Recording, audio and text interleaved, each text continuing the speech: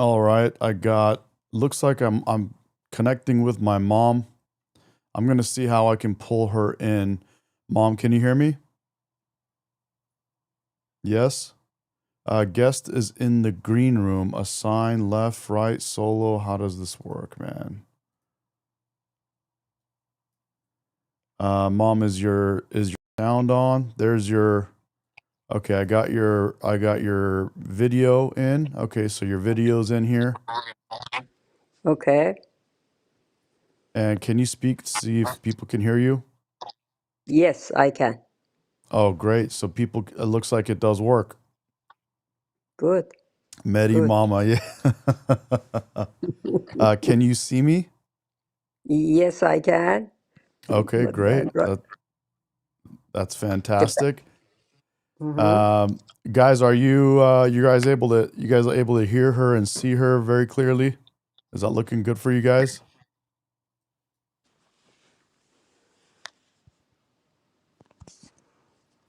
And mom, is dad there as well? No, that wasn't feeling good. Oh no. Yeah, yeah, Is he he's doing not better or feeling. worse?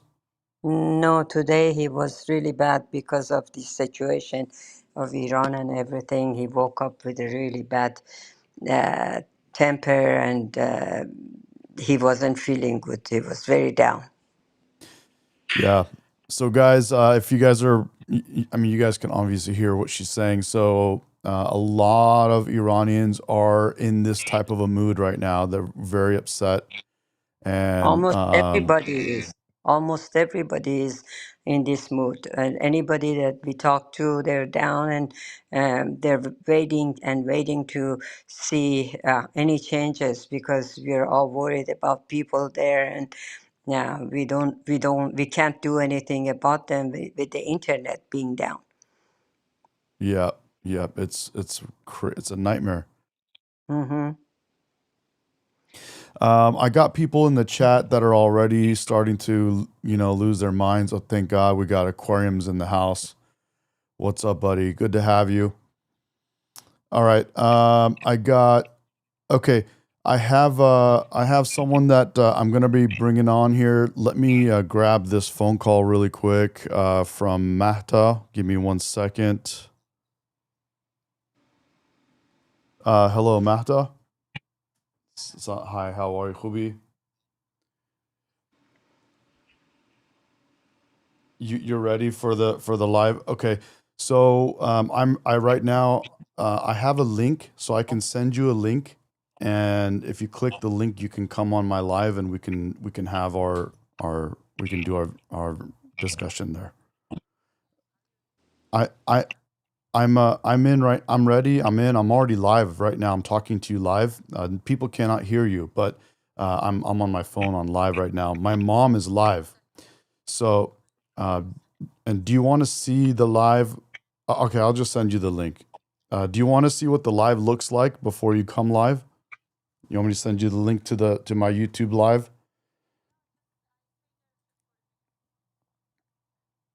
Okay, so you want to just go straight to I give you the link and we go straight to the talk?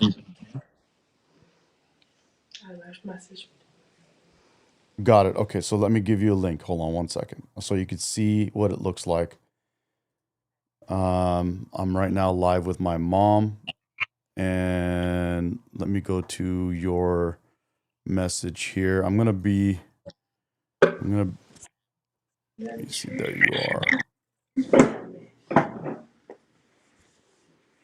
Okay, so there's the link to my discussion with my mom right now. Let me see if this will hold my phone to my ear. Okay. Okay, you see it how it is? That's how it looks. Okay. You see my mom? Are you watching it live right now?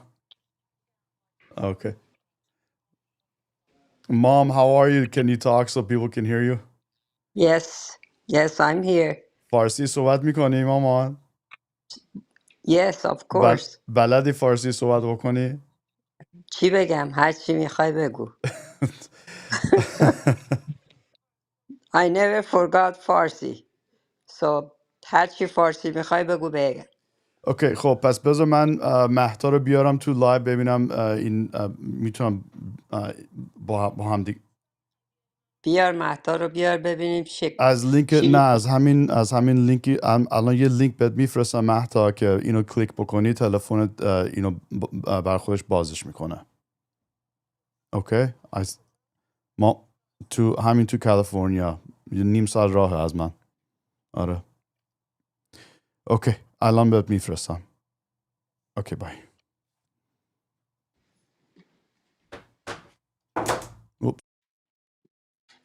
Okay, so guys, we have my mom. As you can see, this is Miss Mehdi. Mama Mehdi, and she's here live with us.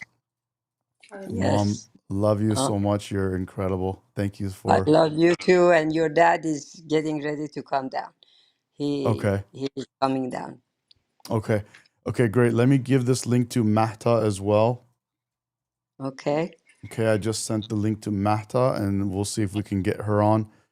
Um, وقت من Where does میتونم my mom live? ببینم. My mom lives in Southern California. She's not far from me. Anaheim Hills. Yep, yep. Yeah, mom, you don't want to give them too much of don't make sure don't give them your address. Don't give them your social security number. Okay. um, all good. I figured it out. All right, so this is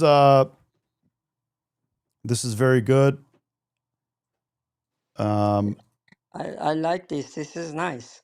This is very good. Very, very Yeah, nice. This is we can fantastic. participate more. Absolutely. I love that because now, yeah, you can come on live without having to actually come here to my studio.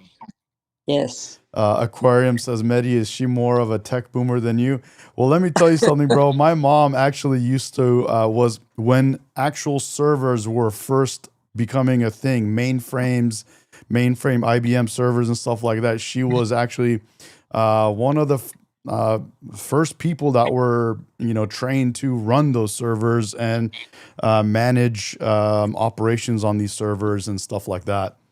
So, so it's pretty interesting, but yeah, so she is she is a boomer, I guess. Okay, so let me tell Mata. Yes. You can also send the link to that. Mom, are you using your phone or your computer? My phone, Gorman. Should I use my computer? No. Mata says I think she's having a hard time doing it on her phone right now. It's okay. I'll Oh, find another way if she can't get on, but that's aquariums. So we have a lot going on. We have a lot happening with Iran right now. I'm gonna put something on, Mom. I'm curious if you're gonna be able to see this. I'm gonna make your window a little bit smaller and bring you okay. here off to the side so people can still see you. But now,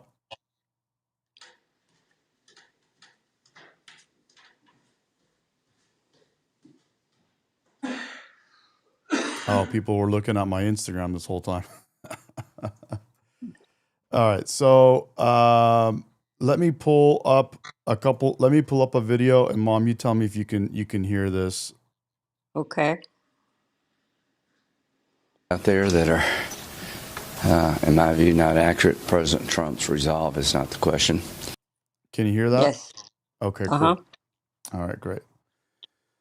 So that's one of the things that I want to pull up. Another thing I want to pull up is this here. And I know your that dad you is. and Dad are very worried about what's going on. Is America going Yes. to help? Is the rest of the world coming to help Iranians? And I wanted to pull this up for you guys. Are you able to see my whole screen or just my face, Mom? Hey, Mayday. I don't think there's any help coming. Well, there's a couple of things I wanted you guys to see, and I want you to see.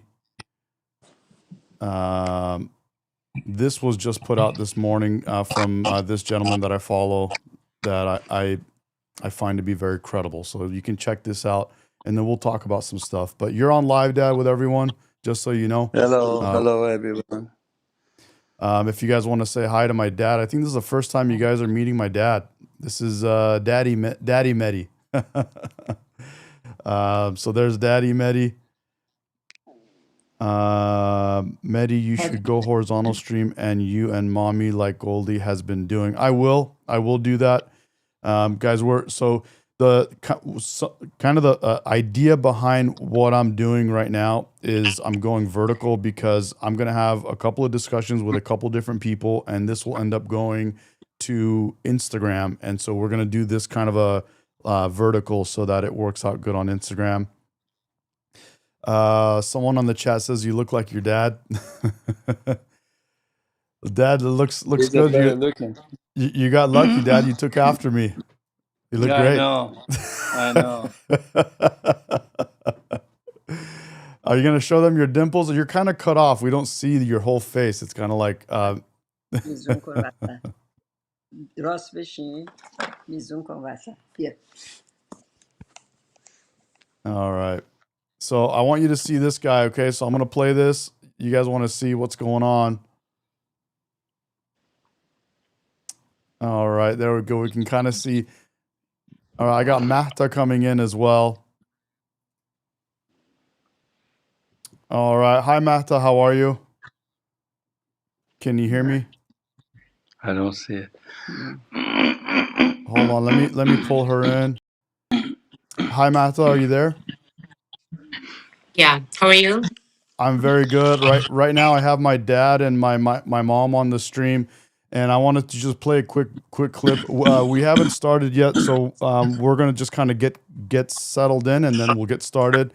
Everyone, can you guys can obviously now see Mahta. We're gonna have a discussion with her in a second as soon as I play this clip, and we'll go from there. Okay, so here is a clip that I want everyone to see. 1, 2, 3, and let me play this. The media has been lying to you about military preparations for an attack on Iran, and I've been telling you the truth. Yesterday, all day, we saw headlines: Trump is pulling back from the brink because the protesters were not going to be executed. We even saw news articles that said that Trump relayed a message to Iran saying that he did not intend to attack. These were all lies. One of Trump's top Republican allies in the Senate has just come out and said that the news stories of Trump not intending to attack Iran are, quote, wildly inaccurate. These were assumptions made by news media people that just had no idea what they were looking at. But if you've been watching my videos, I've been keeping you guys updated with force movements, when airspace is being closed, with naval destroyer movements and how things are moving and what it means. If you want to understand where we are in politics and where we are going, drop a follow. Subscribe on Instagram, subscribe on YouTube. Love you guys. Okay, so that's an ex-military guy from America. I find him to be very credible. Were you guys, Dad and Mahta, were you guys able to hear that? Yeah, I hear it. So I just, first of all, I just want to say that I'm not Polish and politician, not political, and I'm just an artist and rapper, and you know that. So Right. I just defended by the people in Iran, because every single minute that this regime kill 1,000 people and mastering, a lot of people. So I'm defended by the people, and we need to do something. And Absolutely. our problem, yeah, today our problem is not a Trump, because the people on the streets, and there was in revolution, You're And absolutely right, but I'm sorry, I don't want to interrupt you. yeah, I just wanted you guys to hear that really quick, and then I'm gonna put you on in a second so that we can have a quick discussion. I know that we want to have a discussion that a lot of people talk about a few things that a lot of people are talking about. Persians are talking Iranians, and something we're yeah, very concerned about. So we're gonna talk about that in 1 second. But Dad, are you still there? I don't know why your sound is cut off right now. Let me see. نه دستت روی چیز نباشه. No. Okay, Dad, are you there? Yeah, I'm here. Okay, were you able to hear that? Yeah, yeah, I heard Okay, you really clear. and مهداد so that's And a I heard gentleman that Mahta too. you heard Mahta too. Yeah. Can you see yeah. Mahta? No, I don't see Mahta. I don't see your, yeah, I don't see nobody, just you. Just me. I Okay, just, I just seeing you. okay, all right. I'm gonna, that's. I'm gonna work on that so I can fix that. So, Elgato, okay, so I can't bring everyone on, but I'm gonna take my parents off right now, and then I'll bring you on, and I'm gonna get your video set up in the right place, and then you and I can have Okay. our discussion. Dad, Mom, thank you so much for coming on. Oh, you're welcome. I'm gonna, as soon as I'm done with having our discussion with Mahta, we're going to continue our discussion. Me and Mahta are gonna have a discussion for about 1 or 2 minutes, and then Okay. and a specific discussion, and then we're gonna go and just kind of talk about whatever comes to our mind after that. Me and Mahta, and then. Once her and I are done, I'll come back and call you guys back and bring you on. Okay. Perfect. Okay? Love you All guys, right. and I'll talk to you guys soon. Thanks. Bye. Bye. Okay, bye. Bye. Okay, so my parents are now off. Let me go ahead and fix your video so that people can see your video. Okay. Right. Let me just see here. Where is this? This is here. Okay. All right. I'm gonna fix my video.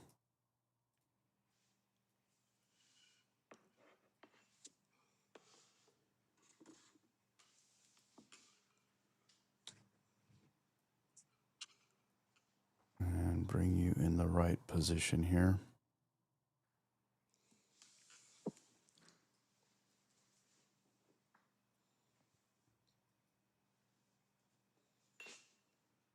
So, Matt, I'm so glad to have you on. While I'm doing this and getting this prepared, I want to tell you guys, if you didn't hear me when I was telling you yesterday, I'm bringing Mahta on. She is a singer. She's Iranian, and she's traveled all over the world, and she does concerts. She's very well known in the Iranian community and others, and very happy to have her on. 1 second here. And we're going to talk in Farsi, guys, for just a few minutes. So if you don't understand, bear with us. It's just a discussion we're going to have together about a few things that are concerning Iranians right now. A lot of people. And so, Mas, I'm pretty much ready to go. Let me just, can you speak to me a little bit so I can verify your microphone?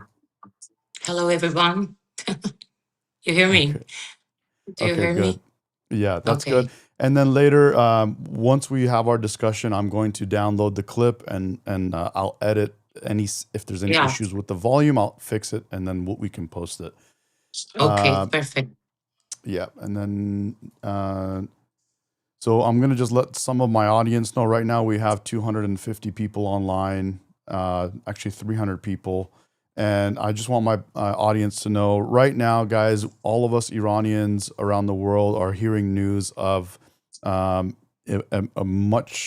many more Persians have been killed in this crazy response from the Islamic regime government. And we are all distraught. We're all hurt. We're all devastated. My fiance and I woke up pretty much in tears this morning. And I'm not going to go into too much more, but I just want you to understand what's happening right now. It's it's not like it is a massacre that's taking place. The government of Iran is mowing people down with heavy arms, and it's absolutely insane. Let me just verify one thing real quick, Massa, before we go. Let me see. Aquariums, should I go to subscriber only mode, or you think we're okay the way we are? Are you talking to me? No, I'm talking to one of my my buddies. I don't see nobody in my I screen. know. So I'm sorry about that. I don't know how to do that yet with this, but I'm going to. I'm talking to a moderator in my chat. Right now yeah. we're at 355 viewers, so we're gonna start the stream here soon. He says he's got this. Aquariums, let me know. I'm gonna just have a discussion with Mata, sorry, and we'll go from there. And it won't be too long. This will just be like 1 to 2 minutes, if that. So I don't know if I need to set a timer for myself, but I think we can figure out if it's going to be 1 or 2 minutes, and we'll go from there. Are you ready to go? Yes. All right. So I'm not going to do an introduction or anything like that because we just want to get right into it, and I want to discuss. I'm going to talk about it really quick. We just talk So about the situation of Iran now. It's like horrible because it's 2 weeks almost, more or less. yeah, So the people are really people of ولی Iran. میخوای It's فارسی صحبت really بکنی درسته برای این کلیپ؟ همه ایرانی هم خوب بله. ایرانی نیستم ولی من و تو میخواستیم برای این کلیپ برای اینستاگرام میخوایم بسازیم که درسته. پخش کنیم، میخوایم فارسی صحبت بکنیم درسته؟ اوکی پس آره. let's speak first. یک دو سه Yeah. بفهمید. همه اینو میدونن که خب من یه رپرم و خیلی سیاستمداری و اینا نیستم، ولی همیشه جای درست تاریخ وایسادم و سعی کردم که همیشه پشت مردمم باشم، پشت کسایی که خب نیاز دارن، چون ماها که اینور هستیم از یه سری امکانات برخوردارن که توی ایران خب الان شرایطش یه ذره محدوده یا اصلا کلا نیست. و چیز مهمی که امروز میخوام بگم بعد 2 هفته یا شاید هم بیشتر که مردم میخوان این انقلاب رو رقم بزنن اینه که خب شرایط ایران ما میدونیم و میدونیم که حکومت جمهوری اسلامی چه جنایت‌هایی رو قبلا کرده و چه جنایت‌هایی رو الان انجام داده و اینو کاملا یه واضح و شفاف و کل دنیا این مسئله رو میدونن و به گوش کل دنیا یه چیزی که با شواهد و با اخبارهایی که داره میاد بیرون یه چیز خیلی موثقیه.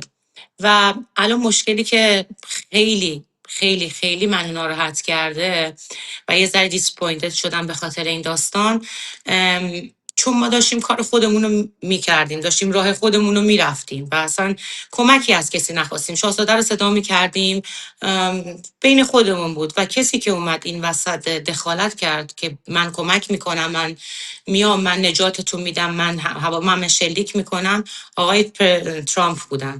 و الان هر دقیقه every single minutes we have stress، یعنی هر دقیقه ما داریم هزارها شاید 10 نفر کشته میدیم و این به همه ما داره استرس وارد میکنه. این درسته. و ما ببخشید ما الان داریم میشنویم که مثلا رسیده به 50,000 نفر. حالا نمیدونیم این درسته یا نه، ولی شاید هم خیلی بیشتر از اینا، شاید میدونیم که از اینی که میگن 15,000 یا 20,000 خیلی بیشتره و همه درست. خیلی عصبانی هستن، خیلی هممون ناراحت هستیم و خیلی میخوان بدونن این ترامپ این حرفایی که میزنه که میخواد بیاد کمک کنه، میاد کمک یا نه. من فکر میکنم که ترامپ داره میاد کمک میکنه و میخوام هممون بشنویم که ترامپ هر دفعه اومد یه کار مهمی کرد، مردم رو کمک کرد، آزاد کرد یا کارهای خوب کرد، اینایی که گفت میخواد بکنه، هیچ وقت به مردم نمیگه. بعضی وقتا هم یه حرفای میزنه که فکر کنن مردم فکر کنن که نمیکنه و همون موقع میاد و میکنه اون کاری که گفت میکنه. یه چیزی هم هست، الان تو آمریکا داریم میشنویم که کرداد اونا هم دارن میان کمک ایرانیا و شنیدیم که اونایی که میگن که ترامپ نمیاد، اینو تو آمریکا ما داریم میشنویم، اونایی که گفتن ترامپ نمیاد اونا دارن دروغ میگن از طرف آمریکا. همه اینو میخواستم بگم. درسته. یه چیزی که من میخوام اینجا بگم که همه بشنون خیلی مهمه اینه که به همه میخوام این هشدار رو بدم، از اونجایی که خب تاریخ اینو به ما ثابت کرده که اخبار کلا رسانه هایی مثل بی بی سی اینترنشنال، نمیدونم من و تو، اینا شاید 20% چیزایی که واقعیت رو پخش کنن، شاید هم نمیدونن، ولی من اصلا به اخبار که الان داره پخش میشه من هیچ اعتقادی ندارم، یعنی نمیتونم تراست کنم بهشون، اصلا اطمینانی نیست و مردمم هشدار میدم که اصلا به اخبار اطمینان نکنن. با مکالماتی که من داشتم در ایران با افرادی که صحبت کردم، شرایط ایران یه چیز اسفناک تر از اون چیزی که حتی شما تو فیلم های ترسناک هالیوود و یا نتفلیکس میبینید، خیلی ترسناک تر که من نمیخوام اینجا عنوان کنم. یعنی واقعا یه وحشتناکی، جنایتی که این جمهوری اسلامی داره انجام میده که اصلا یه چیز واسه اولین بار نیست، ولی واسه اولین باری که این به این شدت داره انجام میده. و اینی که واقعا دیگه مردم که وقتی میلیونی رفتن بیرون، 18 هم که a lot of people was in the street, you know, like 2 million, 3 million people on the streets. یعنی یه چیز تاریخی بعد انقلاب، یه چیز تاریخی بود دیگه. ما قبل انقلاب داشتیم همچین چیزی رو، بعد انقلاب اصلا میلیونی تو خیابون نداشتیم. خب اینا میلیونی اومدن بیرون، ما که داشتیم انقلابمون رو میکردیم. آقای ترامپ اومد چیکار کرد؟ دخالت کرد، گفت مردم یه ذره دلگرم شدن، ایلان ماسک اومد زد زهی خیال باطل، مردم بازم دلگرم شدن و این جمعیت شدت پیدا کرد، تشدید شد. و آقای ترامپ الان با Arabic leaders نشستن لابی میکنن، نمیدونم. اصلا من اینو واقعا رد میکنم که اصلا ما نه عرب زبان هستیم، نه کشور عربی هستیم، نه به کشورهای عربی وابسته هستیم و نه هیچ وقت واسه عربا حد و مرز تعیین کردیم که اونا باید چی کار کنن. به ما ربطی نداره، اونا کار خودشون انجام میدن، ما کار خودمون رو انجام میدیم. کلا اصلا لیگمون با هم دیگه فرق میکنه. من نمیدونم اینا چرا باید مداخله کنن. و کشورهای عرب، مخصوصا عربستان سعودی که بن سلمان رفیق صمیمی ترامپ و ترامپ ازش هر شنوی داره تا یه حدودی، چون با هم مراوده های مالی و تجاری کلونی انجام میدن و اینکه یه کوچولو ازش خب بالاخره حرف شنوی داره و تاثیر میذاره رو روندی که میخواد حمله کنه و کمک کنه.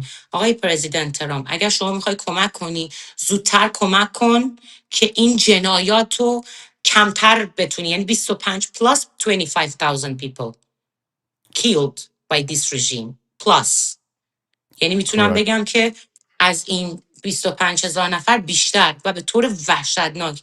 و شما دیدید پول میگیرن برای جنازه، برای فلان. یعنی واقعا مردم توی شرایط خیلی خیلی خیلی بدی هستن.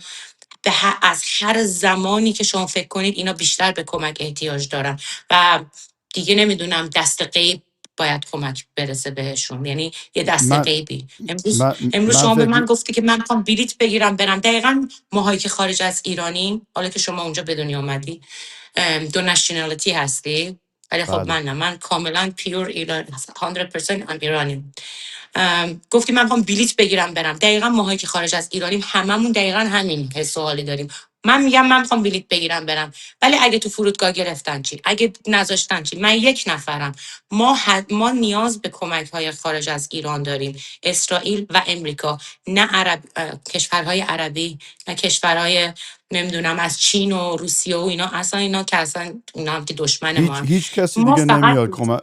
هیچ کسی دیگه، ببخشید، هیچ کسی دیگه نیامده کمک ما از همه این کشورهای عربا، از همه این دور و برای اینا ایران. هیچ دشمنای کسی واقعی ایرانیان. عرب ها درسته. دشمن ولی اصلی من ایرانی ها هستن. ما اینجا خیلی ناراحتیم، نمیدونیم کی ترامپ آمریکا میخواد بیاد ما رو کمک بکنه و اسرائیل کی میخواد بیاد. ولی من اینی که میدونم، من فکر میکنم میان، ولی به اون زودی که ما میخوایم نمیان شاید، ولی میان. و ما چیکار باید بکنیم؟ باید پشت همدیگر رو داشته باشیم، باید همدیگر رو نگه داریم، باید با همدیگه باشیم، همدیگر رو تو یه روحی Defended we have by to, right by people. yes, we have to stand with people. We have to help people feel good about what's going, feel better about what's Yeah. going. I know they're trying to. اینا میخوان ما رو بیارن پایین. نباید بذاریم اینا ببرن. 47 ما سال تحقیر شدیم. 47 آره. سال تحقیرمون کردن. 47 سال وعده Yeah. وعید دادن. شما کدوم حکومتی رو، یک حکومت برای من مثال بزن که تو کل تاریخ 50 سال دیکتاتور بتونه حکومت کنه. از هر دیکتاتوری که شما بگی، از درسته. لولا توی برزیل، لولو یه همچین چیزی، حالا اسم دقیقش کاملا پرونانسیشنش رو نمیدونم، ولی لولو بود فکر میکنم توی برزیل 10 سال حکومت کرد، یا هیتلر یا نمیدونم قذافی و اینا کلا به 50 سال حکومتشون نرسید. چه بلایی سر ما آوردن که 50 سال تونستیم با این آدمایی، نمیدونم بهتون چجوری بگم، نمیخوام الان وای به این لایو رو خراب کنم، ولی یه چیزایی به من به شما گفتم که چه اتفاقاتی افتاده. یه چیزایی به من گفتن داخل ایران، این دفعه یه جوری اینا رو کشتن، یعنی واقعا نمیتونم بهتون بگم که با چه شکنجه های عجیبی غریبی جلو چشم همدیگه رو کشتن. یعنی اینجوری دارم بهتون میگم every single minute مساویه با کشته شدن 1000 people in Iran. Yep. And They are there. massacring. Yeah, absolutely. So, guys, what she's telling us is that she's hearing news from Iran, and we're all hearing it.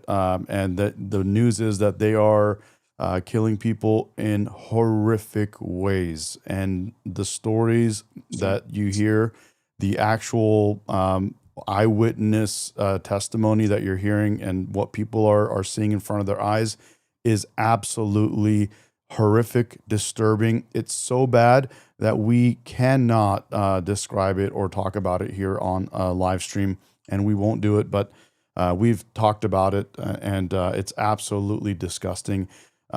It's not something that any government would do if they cared for their people, and it's obvious they don't care for their people, and it's an absolute travesty. So I just wanted to say that. Yeah. I know that we're all worried about Trump. ببینن من از این 2-3 دقیقه بیشتر رفتیم و حالا میتونیم داریم برای خودمون دیگه میریم. This is our, like I'm saying, we already had our thing, so I just want to open the discussion. And I have some people in the chat that may want to ask questions and stuff like that. But so that you guys understand what we're talking about now, we just spoke in Farsi. Basically, we woke up this morning and Miss Mehdi was in tears in my arms in the bed as soon as she woke up and opened her phone and heard from other Iranians. And it was, I'm just want you guys to know the numbers of death was 12,000. And they were saying up to 20,000, and now we're seeing something up towards 50,000, and in some places they're saying it's more. And so we just did some basic math and around how many cities there are and how many people that they killed per city. And if you do those numbers, the numbers are, from what we got, Mahta, you and I, when we check the numbers, they are above the 50,000. Above 25,000. Yeah. Above 25,000 for sure, but we don't know. So they may be above 50,000. So we're give me And they one cut second. off the internet, and they cut off the internet. If everything normal there, why you cut off the internet? Why you cut off the lines of the phones? And if everything normal and you stop killing people, why you are cut off the internet? Yeah, Yeah, that is my question. yeah, Everything was lying, and Trump today say, okay, they stop killing people. They stop. Okay, stopping. Where is it? Where is it? I yeah, don't see it. yeah. Trump came out They still recently, cut and internet. Trump came out and said that they have stopped. That he has heard that they have stopped killing people, and that has not happened. Mahta, give me one sec. I'm gonna go live on Instagram right now. Okay, so I'm gonna click Okay. the button. 1, 2, 3, and we are now live on Instagram. All right. Let me see once I see. Okay, so people are joining. Guys, we're now live on Instagram. I am here with Mahta, and we just had a discussion about Iran. Mahta, anything that you want to say right now to everyone? Me. You talking to me? Yes, to you. Hello, everyone. I can see nobody, but hello. So we can join. We can. I don't We know, we but just had a discussion, guys, and I just came on live on Instagram as well, and it's just we're devastated by the news that we're hearing. Again, it's we're hearing that it's upwards towards it's over 25,000, closer to 50,000, and if you do basic math, it's probably over 50,000 if you add it all up. Our feelings are we're devastated. We're mentally yeah, just kind of all over the place right now. A lot of us have not slept, and what's taking place at this moment is really a lot of the thoughts that if Persians are having is, when is Trump gonna come help? Because he said he's gonna come help. When is America coming? Is anyone else coming to help the Iranian people? yeah. A big question is, why have none of the Arab countries surrounding Iran that are their so-called fellow friends and whatever, where are they? Where are these Arab countries? Where is the United Arab Emirates? Where is Qatar? Where is any name any Arab country surrounding No, we don't Iran? ask any help from them. Arab leaders. We don't ask help. We don't need help of any Arabic leaders. Okay, we just okay. We just asking because it's 12 days before we have war with Israel and in USA, Israel. Yeah, we Yep. just we don't ask help, but they supposed to helping us, and they say they promised and they fulfill wasn't, they don't do nothing. And I just we don't ask no Arabic leaders to help. And Well, I mean, it's one more kind of late question to now. people Here, understand. they haven't come to help, and it And they blocking it's and hard. they don't let Trump also do what he need to do. They say no, give one chance. What is the chance? What is the mean of the chances to regime of Iran? Chances for killing more people? نه تنها نمیان کمک ما رو کمک کنن، الان میخوان دارن به ترامپ میگن که اونم آمریکا هم نیاد ما رو کمک کنه. حالا Exactly. اینا خیلی راضی هستن که 47 سال این رژیم اسلام اومده توی ایران، ریده توی ایران، ریده به مردم ایران. اینا راضی هن. چرا؟ برای اینکه همه خوبای ایران پخش شده دور برش تو این کشورهای عربی. اینا چند خیلی هزار روش. دلار الان بردن واسه مجتبی خمینی، پسرهای خمینی، پسرهای خامنه ای چند میلیون دلار، میلیارد دلار، الان 1.5 میلیارد دلار رفته به حسابهای دبی الان مجتبی خمینی که یپ تمامش اومد بیرون که هممونم دیدیم. یپ خب کی بهتر از این دیوونه ها، کی بهتر از اینایی که پول اینجوری آوردن بیان اونجا خرج بکنن؟ اسلام از اسلام و دینش شد اعدام و کشتنش واسه ما ایرانی. پول نفتش رفت تو جیب عربا. اسلامتون رو واسه خودتون نگه دارید. ما exactly. اسلام نمیخوایم، عرب نمیخوایم واسمون دیساید و دیسیژن کنن. اصلا ما نه عربیم نه عربا برامون باید دیساید و دیسیژن رو بخوام بگن چی کار کنیم چی کار نکنیم. شما کار کلن قطر 2 میلیون نفر آدم تو کل قطر هست. یپ دبی 57 سالشه و یپ چند میلیون نفر دبی داره که نصفشون اصلا توریستن اومدن اونجا سرمایه گذاری کنن. چی دارن؟ قطر کشوریه که طالبان رو راه داد. طالبان رو راه داد دیگه. طالبان رو یپ راه انداخت. یپ شما برید بخونید طالبانو کی بهشون کاراشون رو انجام داد؟ سفارت و وقت بهشون داد. قطر یکی از اوناییه که طالبانو بنیانگذاریش رو انجام داد. یکی از اون مهره هاست. پس قطر الان قطر، دبی، سعودی، همه اینا به نفعشون نیست که جمهوری اسلامی بره. و یک چیز دیگه که میخوام شما حتما عنوان کنید تو لایو اینه که به مردم انگلیسی زبان بگید که مخصوصا امریکایی ها که چند وقت پیش یه خانومی که خودش مشکل داشت و مقصر بود با یه اسلحه یه پلیس رو کشت. 25,000 نفر رفتن اعتراض تو خیابونا کردن که هممون دیدیم، درسته؟ Yep. پس چجوری میشه که شما امریکایی ها از فلسطین و از حماس و اینا بیاین حمایت کنین، ولی ایرانیا بگین دروغگوان؟ 25,000 نفر, there were plus 12,000 people die, you Yep. know? We are Yeah. human, So, doesn't yep. matter. Let It's me let me Palestine let or me Iran, translate we them. are human. You're Yeah, exactly right. Let me we are, translate this. So what she's saying is, the whole world is seeing one woman died in America, and the whole country, or let's just say the all half of America, is outraged over the one woman that was shot by the ICE officer, and there are 20,000 or more. Okay, confirmed. Some are saying 50,000 at this point that we're talking right now. Where yeah, is the outrage for Iranians? You guys lost your minds over Palestine. The whole world, not just America, the whole world yeah, went crazy.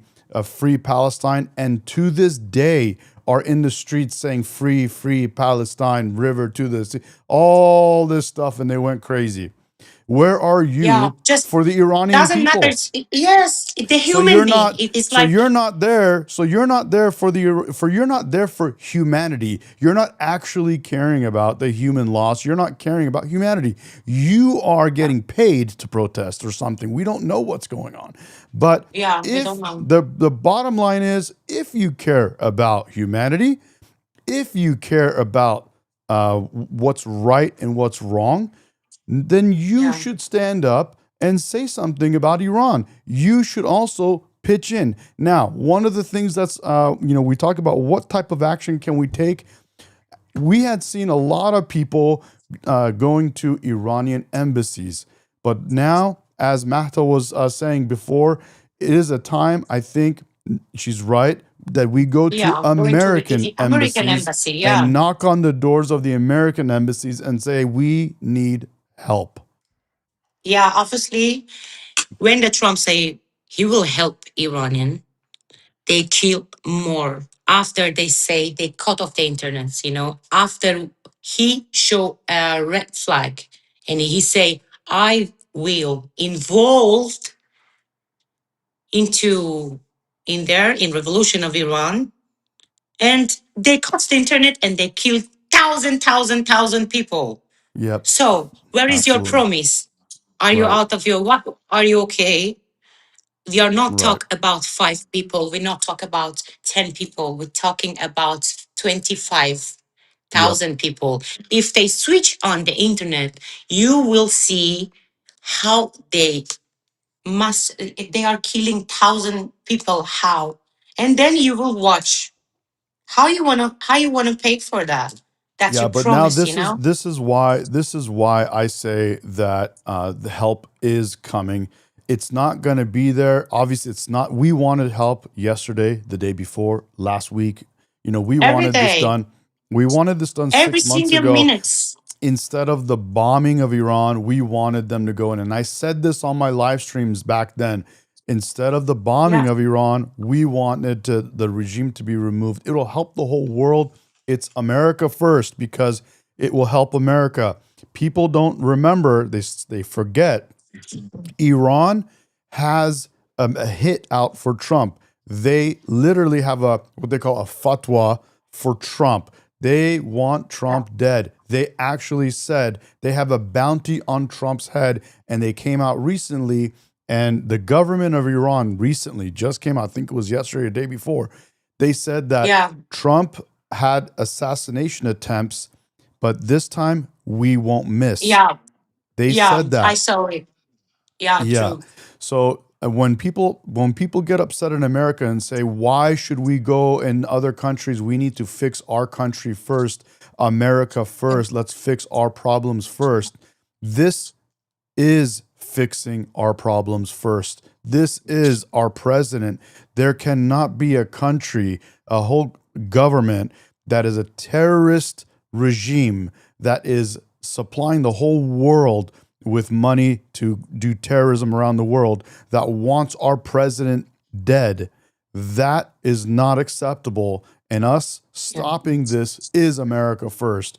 But not only that, everyone around the world agrees and knows that if the Iranian government is done, is gone, is not operating anymore, 100%. Yeah. that will Yeah. be that means more peace for the entire planet. I Yeah. just want to make that Exactly. clear. And people Yeah, I know agree that. with you. People Yeah. know that, but they want to act like they forgot it. They don't want to mention it. But that's the Yeah. reality. And I don't know why. I don't know. I'm still trying to understand. I know money is a motivator, and that getting paid to protest. People, they don't have jobs. They don't want to work. They want to go walk around and hold Yeah. signs. That's what they consider a successful life nowadays. But what we call liberal lefties in America, they are in love with Muslims, and especially Muslims who are terrorists. If they're terrorists, they like them even more. It's a crazy thing to me.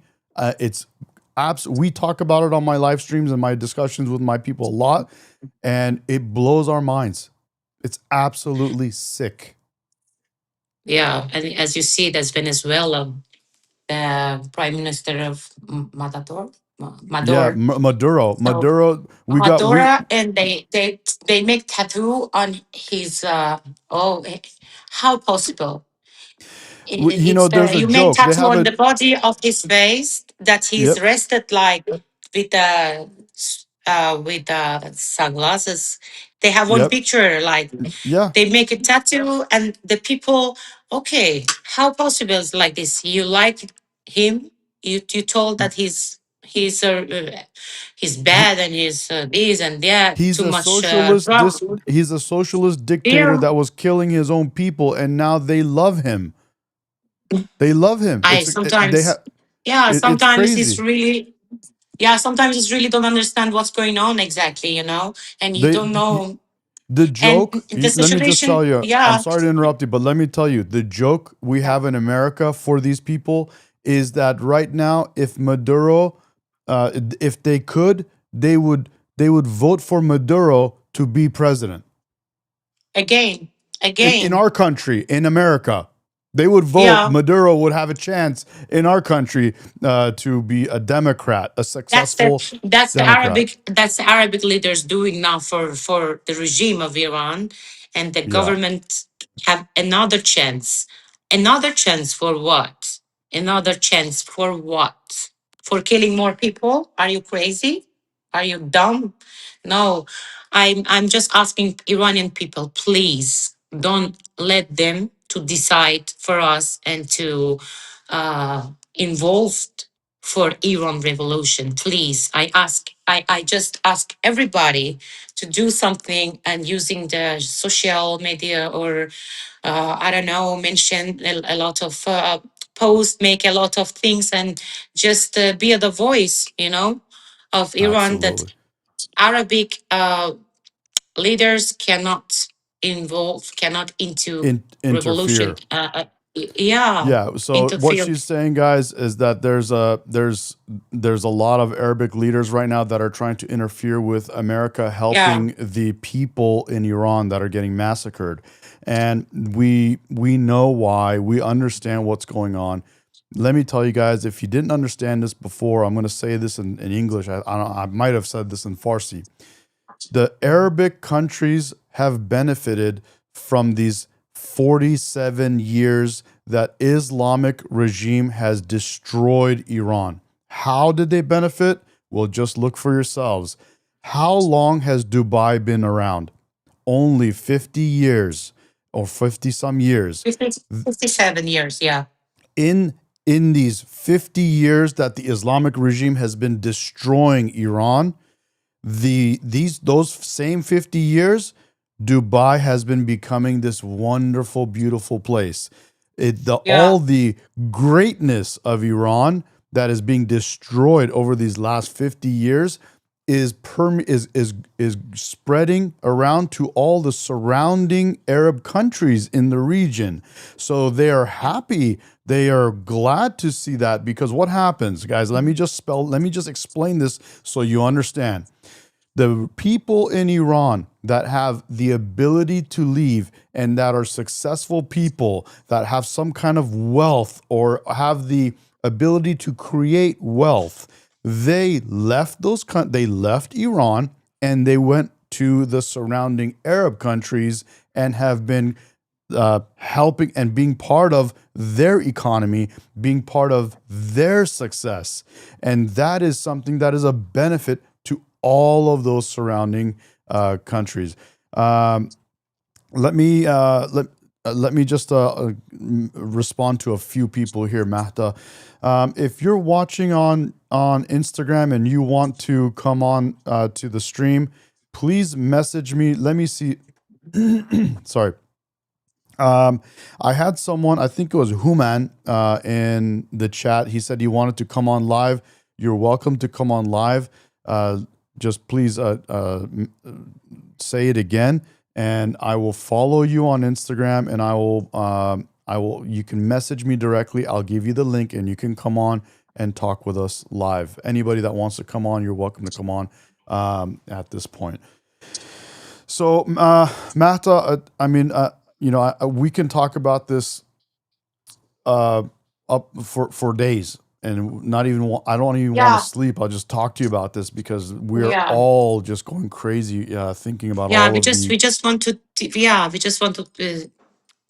help, just stay by people of Iran, and we say what we should say, and we need to wait and see how it will happen. But I'm really sad today. Unfortunately, I'm really sad today because just the game of Trump, it's make me really disappointed of that what he say, So yeah, absolutely, and I've said this before. Unfortunately, I can't do anything from here. I can't go and stop the government, physically go and stop the government from here. There's nothing. من نمیتونم از اینجا تیراندازی بکنم برم اون اسلام اون رژیم اسلام رو نه از اینجا تیراندازی نمیتونی بزنم. بکنی ولی من حداقل به ترامپ نزدیکتری شما توی امریکا. آره درسته نه این به ترامپ من نزدیکتر نیستی؟ به به وایت ترامپ هاوس؟ نزدیکتر هستم، به همه دور و بر ترامپ نزدیکتر هستم. ما با این سوشالی که داریم، با این پلتفرمی که داریم، میتونیم صدای همدیگر رو پخش کنیم. هر کسی میخواد بیاد حرف بزنه، میتونن بیان حرف بزنن. Mr. Payman, merci. He says, I like your effort. Thank you guys. Very much appreciate your support. There is not, we can't physically go there and stop them, but we can, this is what we can do. We can support them from here and at least, let the world know so that the people that want to help, that can help, like America, the military, Trump, they will be more motivated to go there sooner to help, because it's more than the killings in Palestine, guys. It's more than what's happened in Gaza. It's more than what's happened in It's Venezuela. much more. It's much more. It's more. more than what's happening in these other countries in Africa. It's more, and it's a disaster. And this for me, obviously, it's not only for humanity, but because I am of Persian heritage, this hits home. And I've been, people don't know this, but ever since I was born, my parents that you just saw, my mom and dad on the screen, they taught me what it means to be Persian. And so they taught me the greatness, the history, the culture, all of the things that are great about Iran and about Persian people and all of that stuff. And I've wanted to go and help the country be free since I was a kid. You don't believe this, you don't understand this, but this is something that I go to sleep. All of us. I go Yeah, to sleep at night as a kid in America, born in America. I went to yeah, sleep thinking, how can I go and stop this government in Iran? And yeah. Everybody, all of us like this. Me too. And as you're talking to me last night, I will sleep like 6. I wake up like 8:30. Just sleep like 3 hours. And all of us is all the same. All of us. And one more thing, just want to say on before the Human. Yes, Human want to join us. Human wants to come, but I haven't heard from him again. But I have another Persian doctor that wants to come on. I don't have it set up yet, but I know that I don't want to. I know it's late for you. You're in Europe, and it's No, it's not. I just you want know, to say one more yeah. thing that we forgot to say Uh is huh. Reza Pahlavi. And I wanna say from this tribune, بذار فارسیشو بگیم. Mm-hmm. میخوام بهش بگم که لطفاً ما همه عاشق پدرت بودیم، با اینکه نبودیم اون موقع و ما انقلاب نکردیم و بچه های بعد انقلاب هستیم و هیچ دخالتی تو این داستان نداشتیم، ولی از ته قلبمون شاهو خیلی دوست داریم.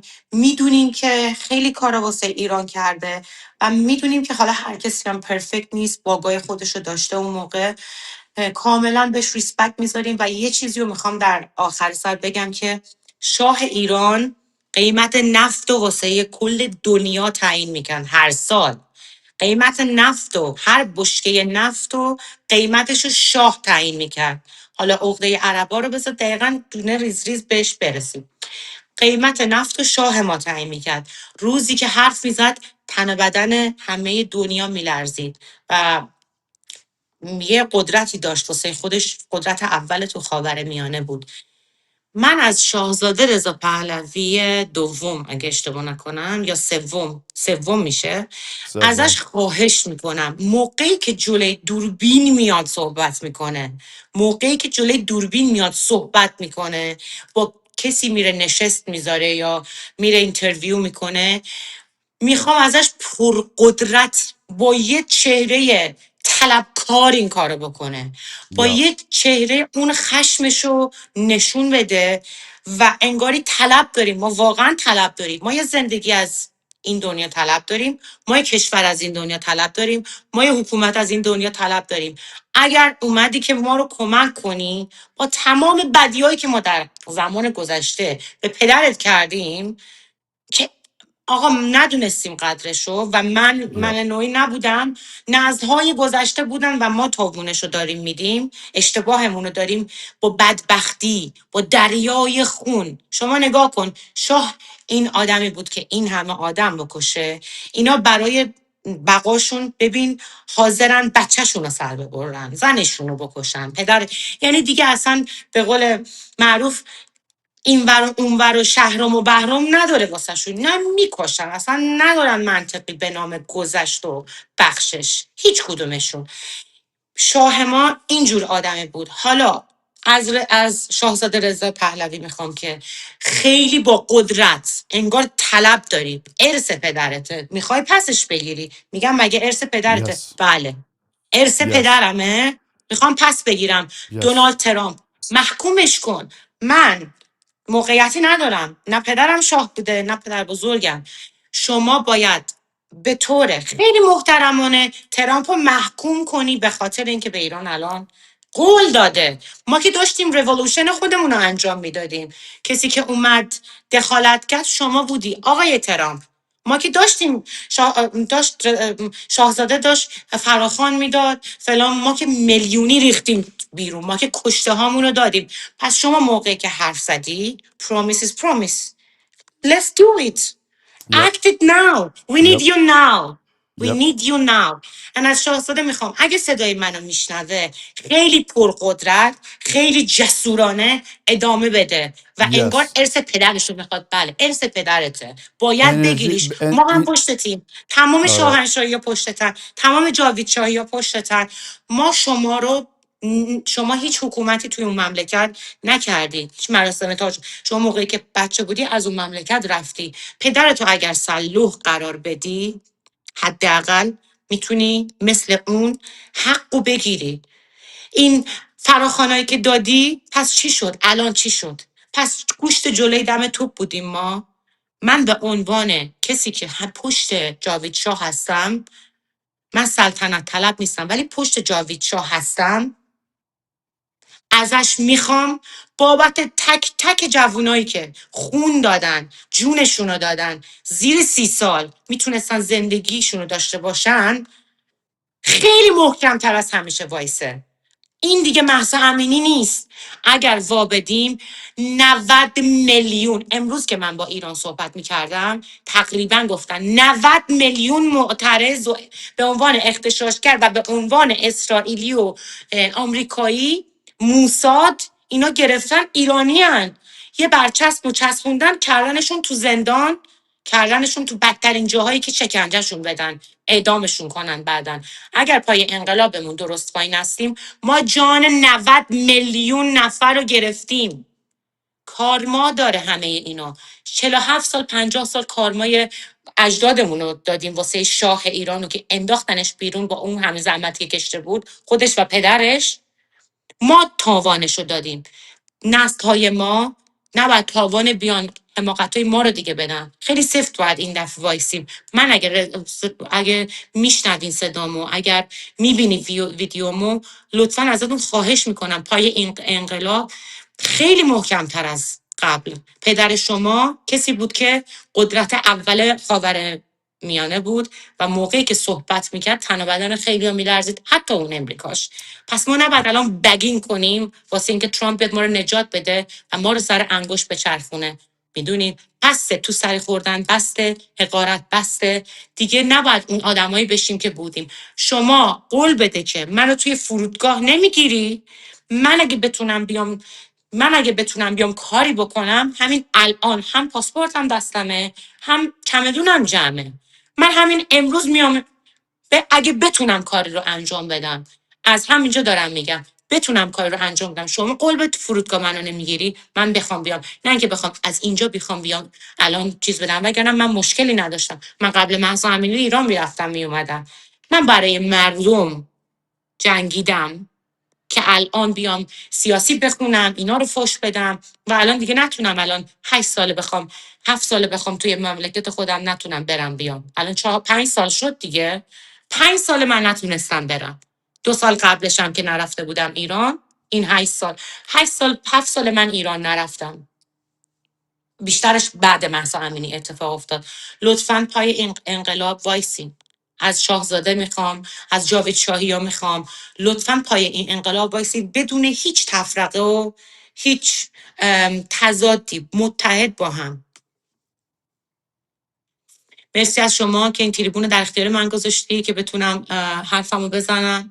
امیدوارم که موثر باشه، امیدوارم که به زودی زود خبرهای خوبی بشنویم. امیدوارم که این انقلاب به دست خودمون بشه، یعنی این انقلاب خودمون رقم بزنیم بدون دخالت کسی. خیلی خوشحال شدم اومدی. خیلی I'm so happy to have you and on my live stream and so that we can have this discussion. الان که میخوای بریم این نامه گوگوشو دیدی؟ نمیدونم دیدی یا نه. همین الان اومده؟ نه این مثلا فکر کنم 2 روز پیشه. نامه گوگوش که به ترامپ فرستاده بود به که ترامپ ازش درخواست فرستاده. کمک کرده بود.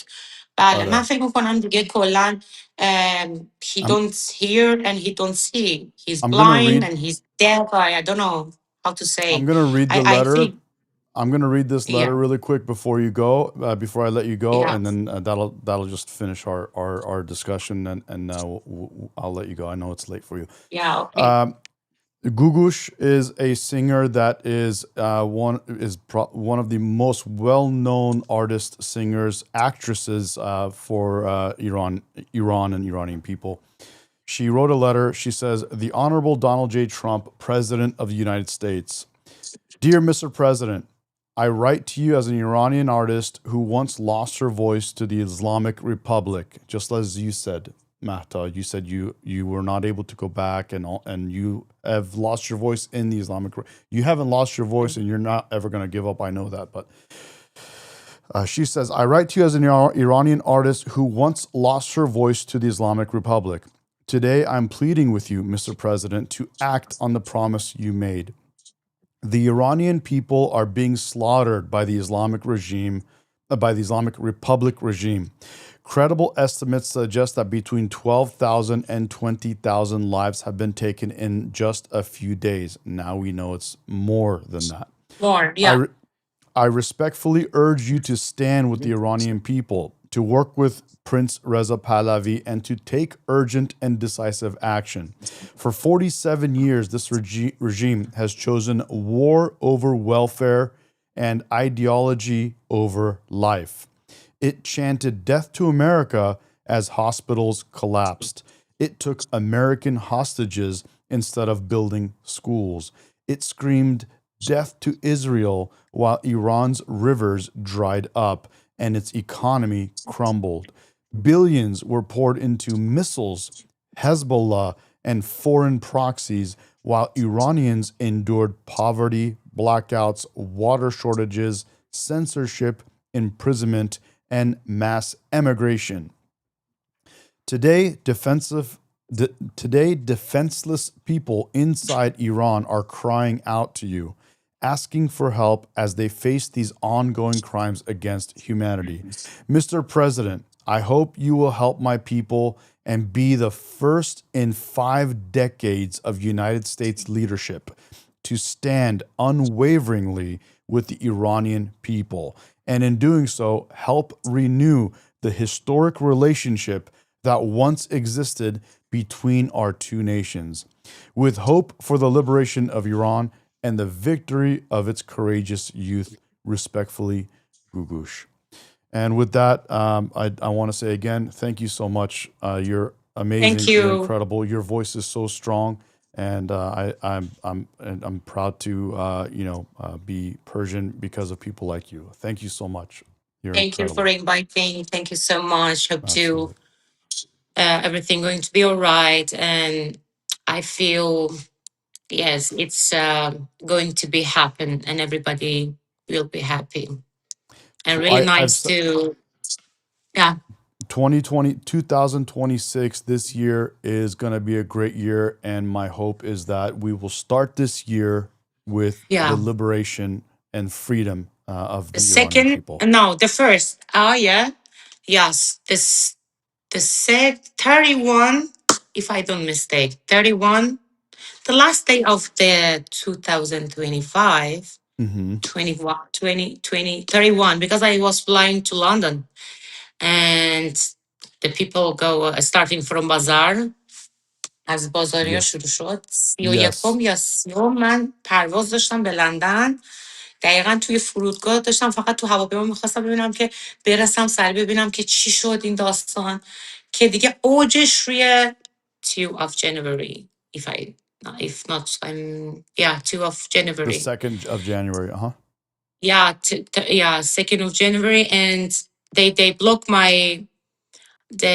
my Instagram and 10 days I don't have my page after 10 days. I try to, yeah, They and took down your page on Instagram for 10 yeah, days, and 10 days. luckily you were able to get it back. Yeah, I getting back my Instagram after 10 days and I start to be a voice of Iran, you know. Let me pull up your page for people so they can see who you are. Because in my chat, a lot of people don't know who you are because they're from America. So let me just pull it up real quick. Okay.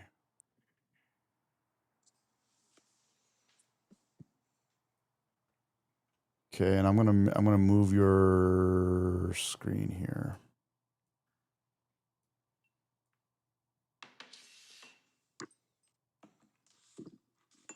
And let me just pull this up. Where is it? There you go.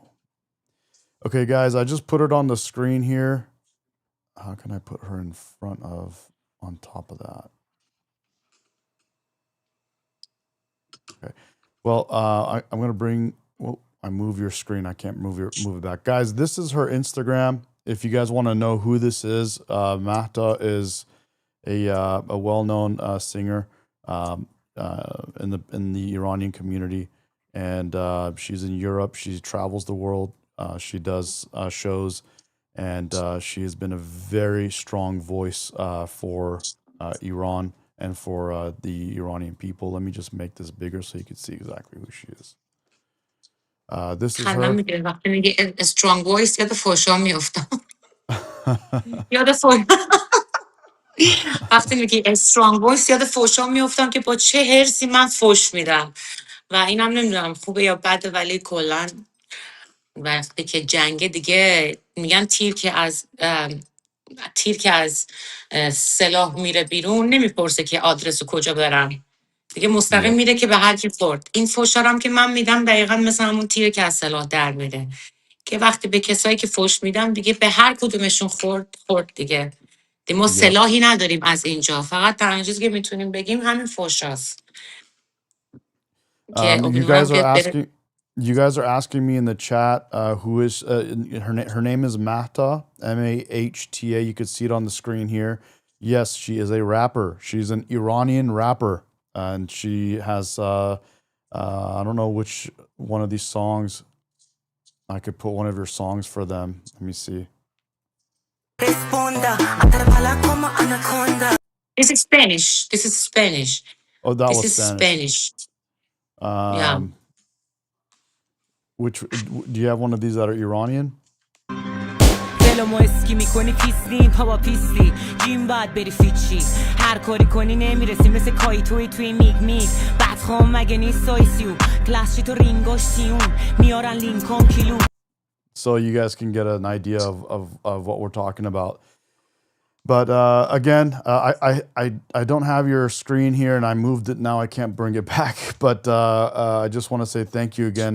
I really, really appreciate you coming on, and thank you for everything you're doing for the people of Iran. Thanks for inviting me. Thank you. You're amazing. Thank you. So I just hang up and you can continue with my live stream. Yep. Yeah. And you can see the link that I sent you. That'll show you the live stream, and you can go rewind it. Okay. Okay. Okay. All the best. Love you very Peace. much. Thank Yeah. you. Thank you so Thank much. you. Bye-bye. Have a good Bye. night. Bye-bye. Have a good night. Bye-bye. You too. Bye-bye.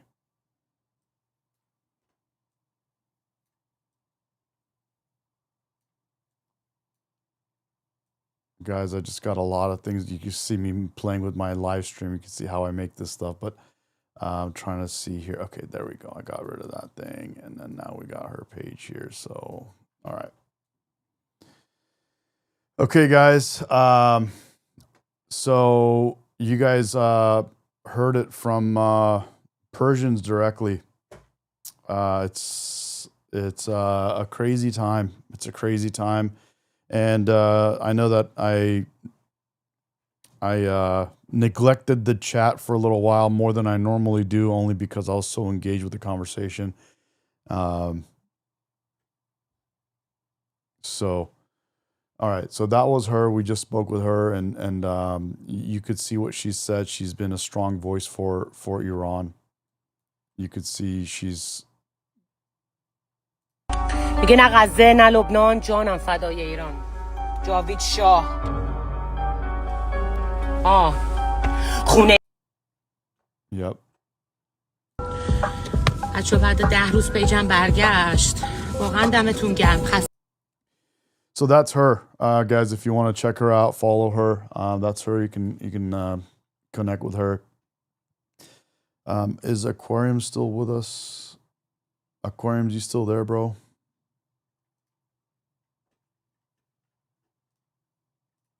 The media has been lying to you about military preparations for an attack on Iran, and I've been telling you the truth. Yesterday, all day. What's up? Yeah. Oh, all right. Sweet. Aquariums, do you know who this guy is? Keith Goldsby. And if you do, I follow him and I really like his content and I really like what he's doing. I'm curious if you know, if you think, do you feel like he's credible in what he's telling us here in this clip?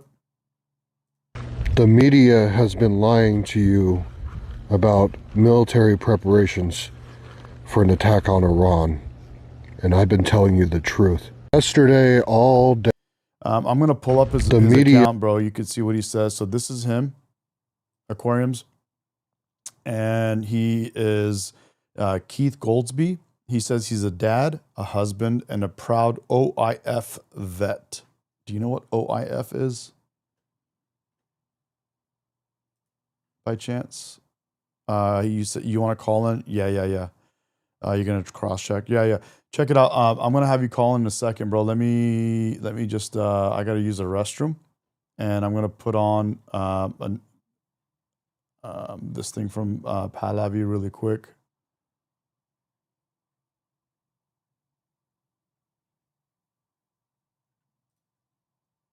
On the world, under the yoke of the.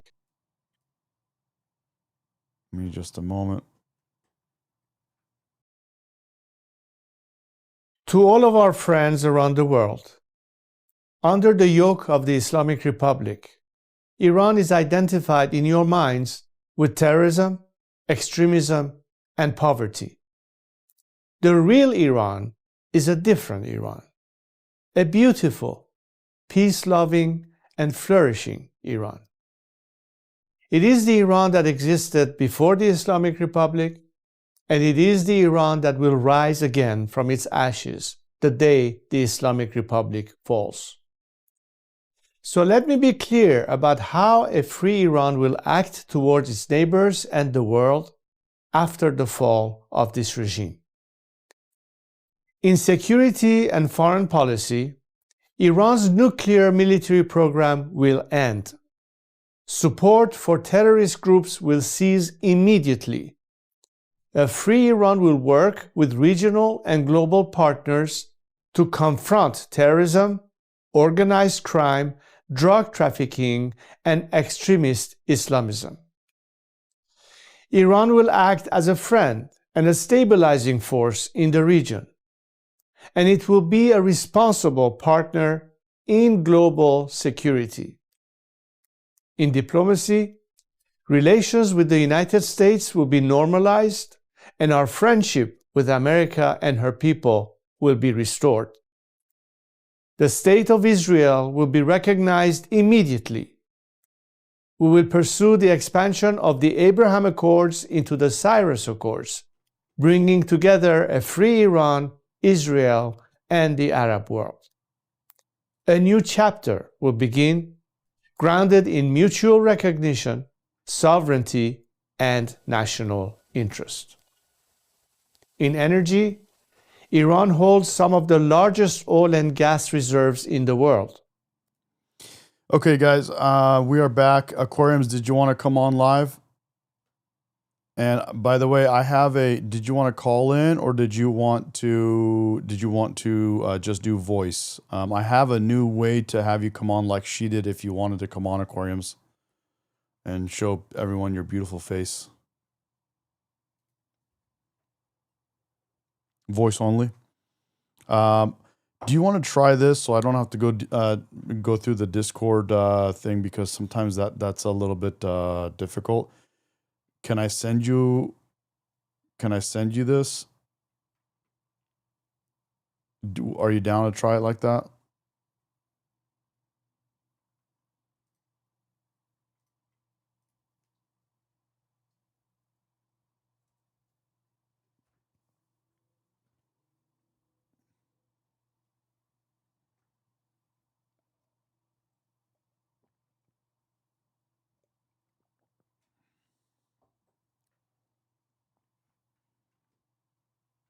All right, guys. So there we have that. I also have my parents that want to come on. Let me hit up Frank. Frank came on. He wants to.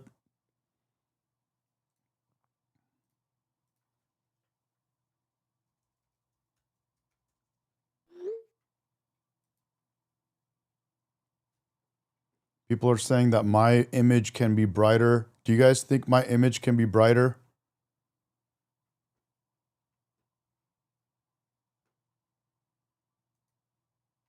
Or should be brighter?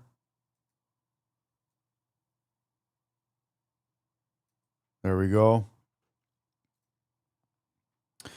I have you in, bro. Are you there? Hello? Hello, hello, hello. Aquariums, are you there?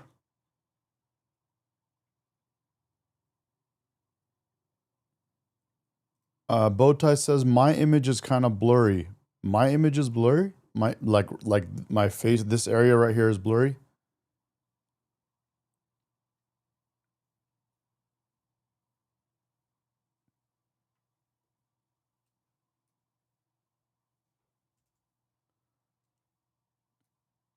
Aquariums, are you there? Can you hear me? I can hear you. Let me go. Let me close this. Can you hear me now? Yeah, Okay. Can you talk again so I can see if others can hear you? I can hear you. Okay, there you are. Now we can hear you. Sorry if there's a baby screaming in the background. And I would do the video, but I worked 12 hours in the rain last night. I look like a crazy hobo. I got home and your live started. Stop it, bro. You're a good-looking dude, and no homo, but you're a good-looking dude. You should still put yourself on. Who cares, bro? But it's all good. Go ahead. We'll do it another time. What is going on? How are you? Oh, nothing much. It's just so what everybody keeps saying about the Middle East buildup and what's going to happen. We never know Yes. what's going to happen with Trump. We never know what to expect. But they are moving. So that after last time we bombed Iran, they hit the Al Udeid air base with missiles. Al Udeid air base is currently moving all of its high value assets off that base to Bahrain. This is public information. I can share it. Yes. Okay. Okay. So and Iran won't attack Bahrain because they're protected there. So we're moving all of our high value assets to a country Iran will not hit. We are moving a carrier potentially two into the region. We're moving it's the Lincoln, and then the Roosevelt switched off its tracking information, and it likely is headed in that direction too. We sent a whole bunch of the tanker aircraft we need for refueling, like long range airstrikes or loitering airstrikes, like we did with Soleimani when we took Yep. out Soleimani, and we had jets in the air for almost 2 days straight. So they're preparing for a long duration, either series of strikes or one long strike where they send a whole bunch of assets up and they just kind of fly around, and as they get targeting information, they hit targets. Wow. So I don't know what exactly being planned. I just know what, based off of public information, what's available, and past events, what's likely. Because I was at Al Udeid when he got, for lack of better words, blasted. Okay.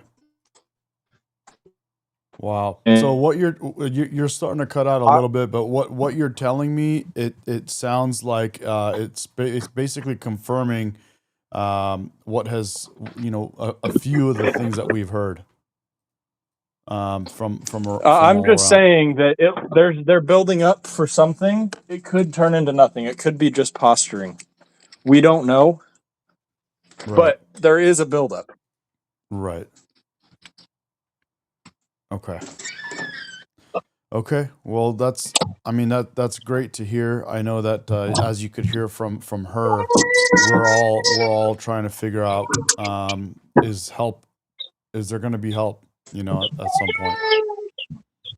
So I think, if I'm being completely honest, the most I think Trump would do is either like a 1 or 2 day series of strikes to take out IRGC bases okay. and IRGC communications. Maybe take out some like targeted strikes on IRGC commanders. But the problem is yesterday when we were supposed to hit Iran, or when Iran thought we were going to hit them last night or the night before, I think it was the night before last. Iran sent all their commanders and everybody into bunkers and into hiding, just at the threat and the idea that we might hit them. So the thought is maybe we trumped that up to figure out where they were going to hide everybody. And now that we know everybody's hiding spots, we're going to go and hit them with bunker busters. Likely, not a very likely scenario, but that is a theory I've heard spread. I think that might have been Tusi that was talking about that. Yeah. I don't remember. I was listening. I wasn't watching it. I was listening to it last night, and it was rainy, so I had my phone on my pocket. Couldn't see the screen.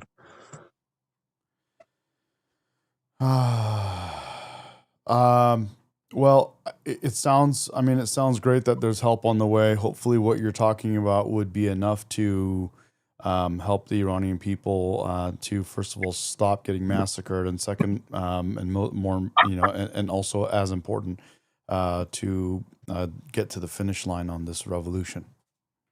Yeah. No, I just as don't far as know if hitting their up to military date, bases is going to do that. it will, because that gets rid of their ability to move people around. Okay. Well, that'll be fantastic. That'll be fantastic, bro. Well, dude, that's great to hear. I know you got some video that I see, but I haven't put it on, just so you know. Oh, okay. I don't even know. I didn't even realize my video was on. That's dangerous because I'm Yeah, walking around half naked. No, you're good, Sorry if bro. I But flashed thank you you, there. man. Appreciate the the kind of, I guess, information that's already public, and so hopefully that means that there's help on the way soon. Just so everybody in the chat knows, if they want up to date information, you do your updates once or twice a day. There's a guy on Telegram. His name's Amir Sarfati. He gives minute by minute, or at least hourly, updates on what's going on. Okay. And Well, that's he's good. where I get most of my information from. I'd say I get 70% of my information from him. Then if you can, on Telegram, if you could send that over to me, bro, I'd like to connect with him, and or see, get some of those I don't updates. know. He has a huge organization and travels all over the world. His Telegram has like 700,000 subscribers. Wow. Okay. And he's currently at like a pastor's conference in some other country. Okay. So I don't know the likelihood. Not many people are able to get him on. He really always just goes on with like the same 3 people. Okay. Well, at Yeah. least I'll follow him to get the updates, and I'll reach out to see, if that's It's worth a try. If you could get him on, that'd be great. yeah, absolutely. Okay, bro. Thank you so much, man. Appreciate you. Yeah. I'm going to hop And off, try and get the little one to go to bed. She's screaming at me. go for it, bro. See you, man. Thank you. Have a good See one. ya. Okay, bye-bye. Guys, I'm in contact with a few other people that want to come on live, so we're gonna see what's going on.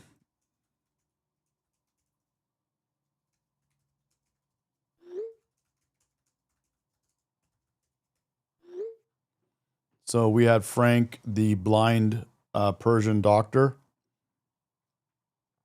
He is the guy that we talked to yesterday.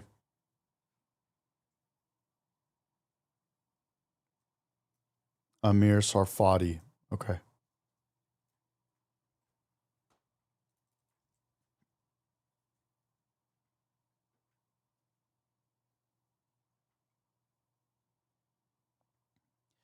Yeah, we need to kick Islam out of the country of Iran, bro. I have a few people. That let me just message him.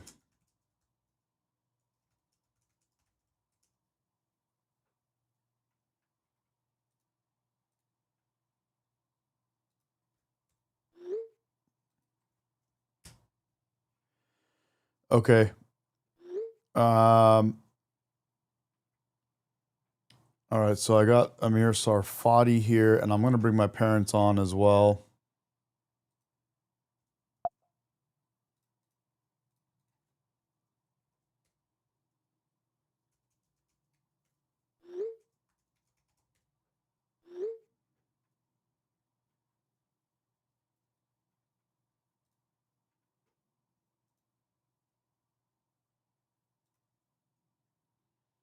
There is CNN that is fear-mongering, and I'm going to play the video so you guys can watch this.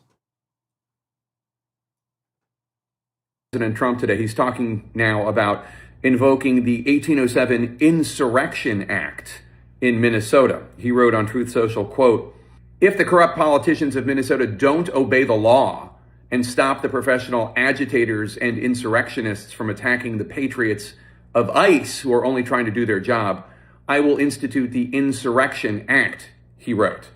And earlier today at the White House, the Secretary of the Department of Homeland Security, Kristi Noem, confirmed that she had discussed that issue with the president. We did discuss the Insurrection Act. He certainly has the constitutional authority to utilize that. My hope is that this leadership team in Minnesota will start to work with us to get criminals off the streets. The act would allow the president to take control of the Minnesota National Guard and send in the U.S. military to stop the protesters from interfering in any way with the immigration enforcement acts that ICE and other federal agents are carrying out right now in Minnesota. Obviously, since last week, when Renee Good was killed by an ICE agent, temperatures have really been increasing in Minneapolis and the state. The last time a president invoked the Insurrection Act was in 1992 after the LA riots, though that was done working with the governor of California. This would be done contrary to the desires of Minnesota's Democratic Governor Tim Walz, who not long ago was just asking President Trump in a public way to help him take down the temperature. At the same time, he asked the protesters to abide by peaceful protest. I have asked some smart people familiar with all the dynamics at play here what they think President Trump is doing here. One interesting theory was that they think that President Trump is using this threat as a communications device to basically redirect attention on the protesters and some of the more violent or obstructive protesters and get the attention away from ICE. Obviously, a lot of attention on ICE and how they are doing their job in Minnesota in recent days. Another theory is that President Trump is kind of trying to goad some of the more violent elements in the protest crowd. Obviously, most of the protesters, as almost always, are peaceful, but there are elements that are not.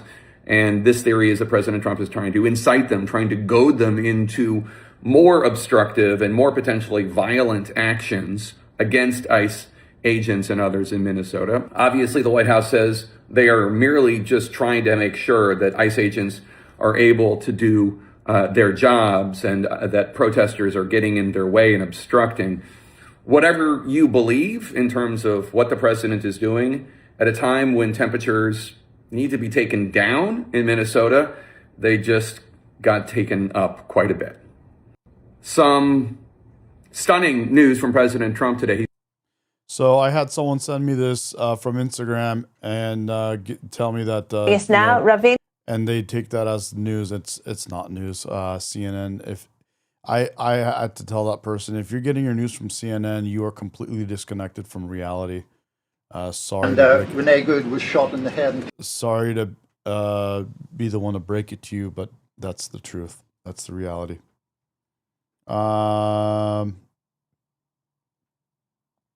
Yeah, if you're watching CNN to get your news, you're completely disconnected. You don't know what the hell is going on. And I want to give this message here.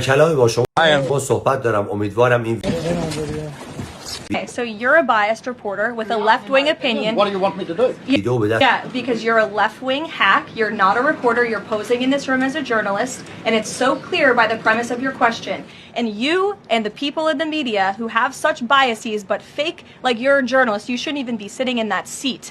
but you're pretending like you're a journalist, but you're a left-wing activist. And the question that you just raised and your answer proves your bias. You should be reporting on the facts. You should be reporting on the cases. Do you have the numbers of how many American citizens were killed at the hands of illegal aliens who ICE is trying to remove from this country? I bet you don't. I bet you didn't even read up on those stories. I bet you never even read about Laken Riley or Jocelyn Nungray or all of the innocent Americans who were killed at the hands of illegal aliens in this country. And the brave men and women of ICE are doing everything in their power to remove those heinous individuals and make our communities safer. And shame on people like you in the media who have a crooked view and have a biased view and pretend like... And Renee Good was shot in the head and killed by an ICE agent.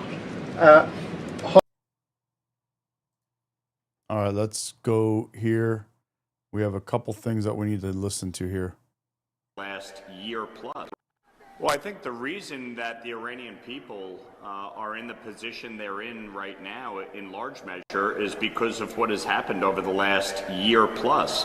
When you look at the strikes on Iran's nuclear facilities, when you look at what Israel did with respect to its air defenses and taking out its top military leadership, I think the fact is it has set the groundwork for the Iranian people after 45 years of oppression and tyranny to rise up and to demand better and hopefully take their country back. I think all of us here on Capitol Hill want a free Iran. We want this regime to come to an end. But, you know, the president is obviously taking caution. You don't want to necessarily escalate tensions.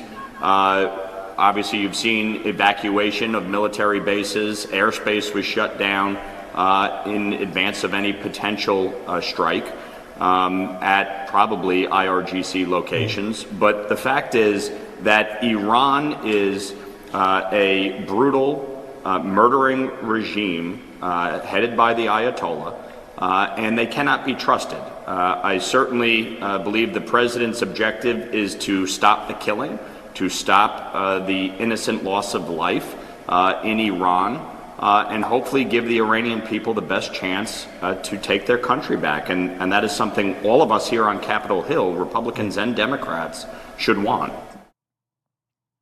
Yeah, I agree, Leon. The left has gone completely crazy in America, and they're a complete disaster. And thank you, Boo Boo. Thank you. Yes, we hit 15K, and we're going strong. And we got, guys, I'm going to play this for you. This is in Farsi.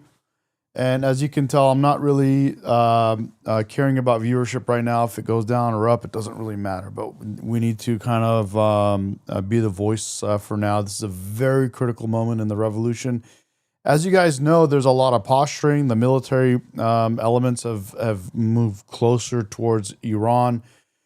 And as you heard from Aquariums and many other people, that it is very close to something happening. So we may actually end up, it might end up happening while we're here live together. So we'll see what's up. I got some time off. Let me know if you want to do some of our people together. Let me just, someone is, I am on.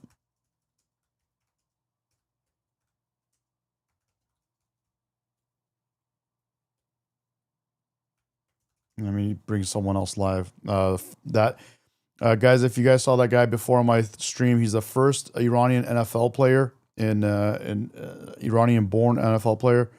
I'm gonna see if he wants to come on live.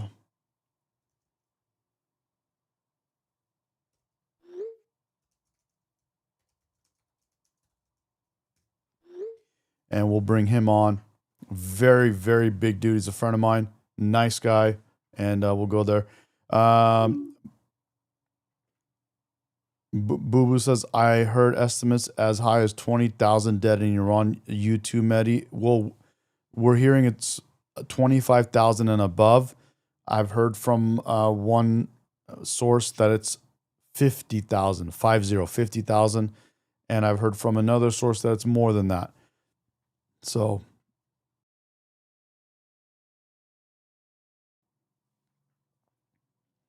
He's asking, you don't need anything.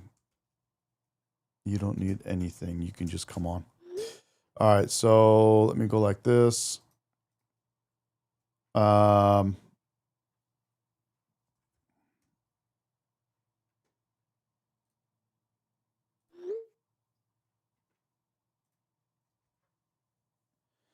right, so we're gonna see if we can get him on, and then we'll go from there. Do you want to see how it looks before you come on live?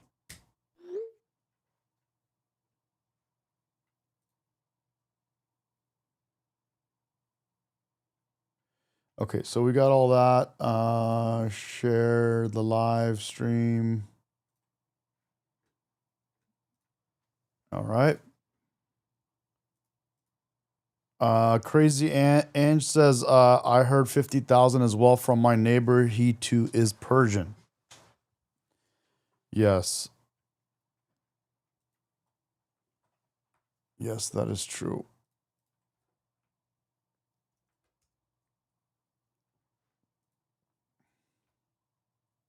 If you rewind, you can see my parents and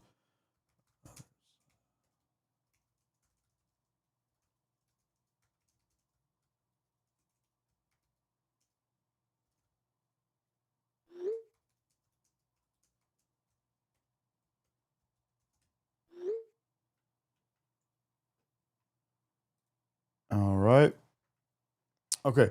So I'm going to call my, well, let me just give him a call here.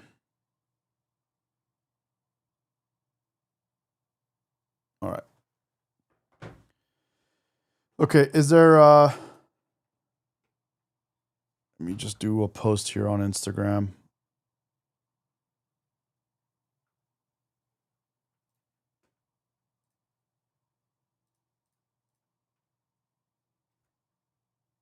I'm going to do a quick post on Instagram.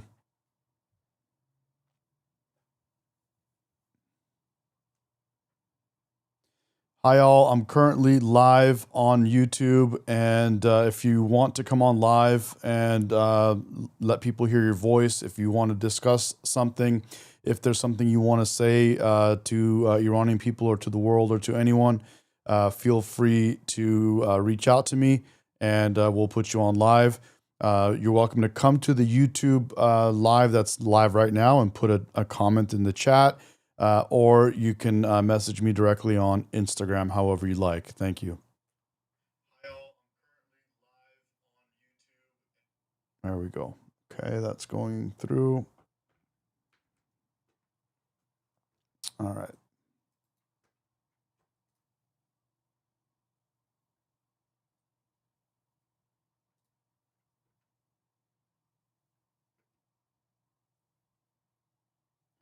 You guys want to hear what the Islamic regime says to women?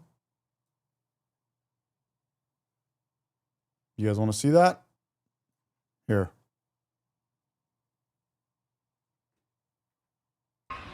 اینا عین گاو و گوسفند هستن، حیوان هستن، ولکن و خدا خلقشون کرده برای استفاده مردها، فقط واسه که مردا وحشت نکنن. Women are here to be used like animals. That's what they said. I'm going to put this again for you guys. Ready? Here. Allahu Akbar, Allah. مثل گاو و گوسفنده. They're like cows and sheep. خدا اینها را خلق کرده برای اینکه وسیله غذای مردم باشه. The people, they're talking about women. Okay, they're talking about how to treat women. This is Islam in Iran. This is how it works. و یک قسم God created one more type of animal, and that is women. حیوان خلق کرده و اون زنها و خانمها هستن. اینا عین And this is, I'm just reading from what they're saying. They say they're just like cows and sheep. گاو و گوسفند هستن حیوان They are animals. هستن ولکن و خدا God has only created them for men to use. خلقشون کرده برای استفاده مردها فقط واسه But God created these women to look like humans so that they would frighten the men. So they wouldn't frighten the men. که مردا وحشت نکنن این زنها را به شکل خود انسان خلق کرده اگر نه اینها Aside from that, women are just like cows, sheep, horses, and mules. عین همون گاو و گوسفند و عین همون اسب و شتر و الاغ هستن. Allahu Akbar, Allah. Yeah. So, yeah, you can understand why so many Iranians are in stark in major opposition to Islam.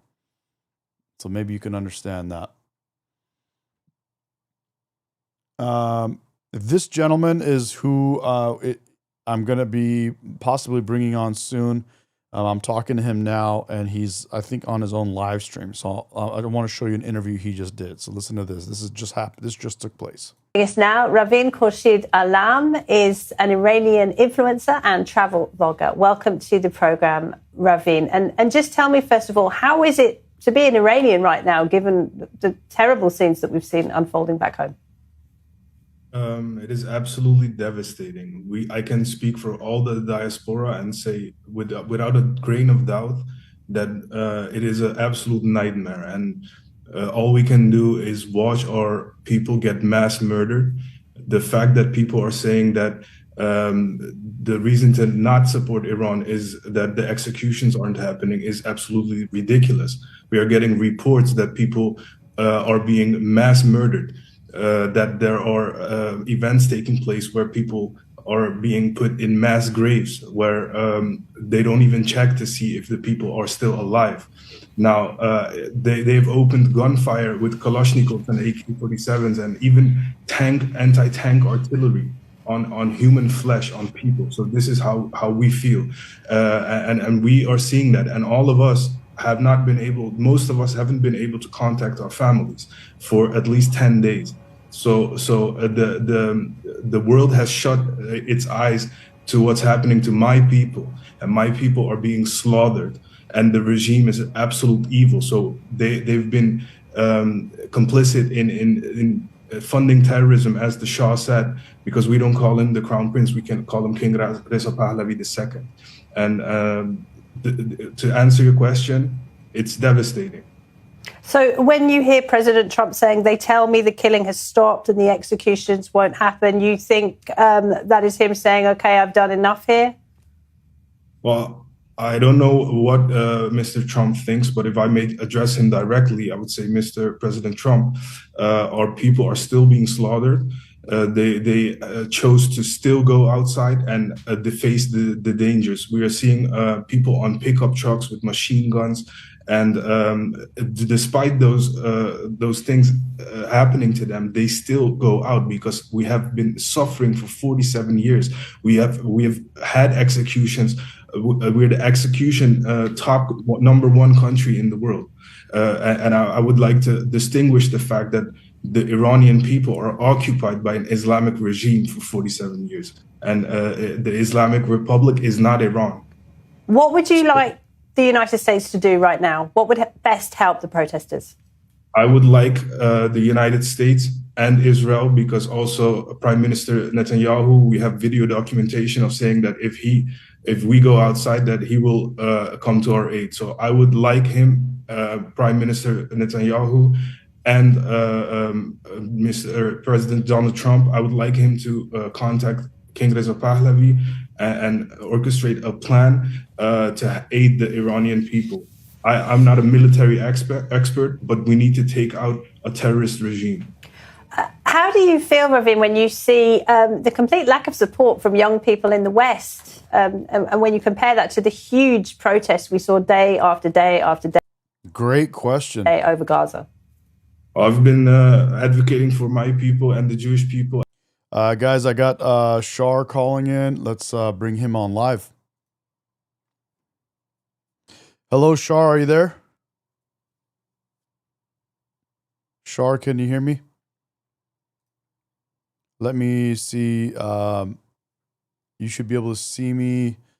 What's up, buddy? Can you hear me? I didn't bring you in yet, so I just have you.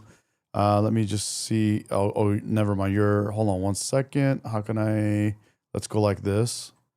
There you are. Are you there, Shar? Yeah. Can you hear me?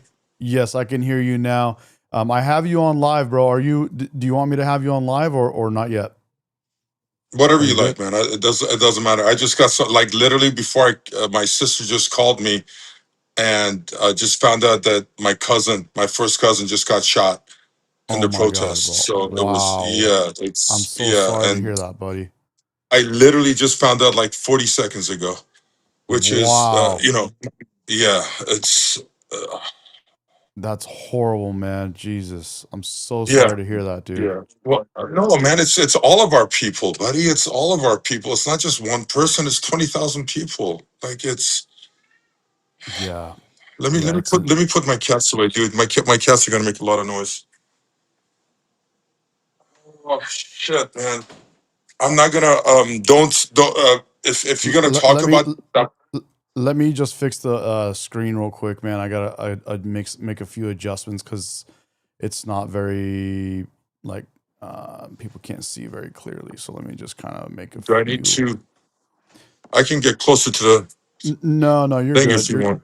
You're totally good. It's my end. I do these live streams in vertical format, so it just kind of I gotta play around with these screens because I have less real estate to play with.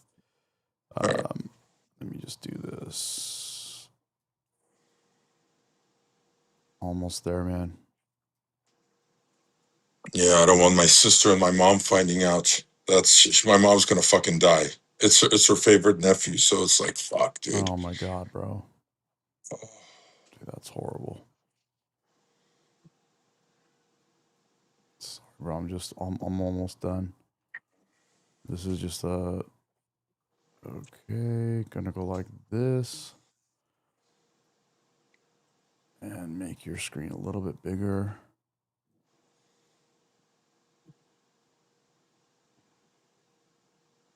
So Do how my many hours a best day do there. you do this? I do this, it just depends. Sometimes I do this for an hour, but a lot of times it's 2 to 3, sometimes, longer. It just really depends, it's hard to say, to be honest. Right. What are you on There, break now or what's going on? No, I'm not on break. I'm just going through, showing all the different things that are happening in Iran right now. And I just got done talking to. Okay, so I got you situated now, but I was just talking to Mahta, a singer rapper who is Iranian, who has a big voice. She's from Europe. We were just live with her. I was just live with my parents.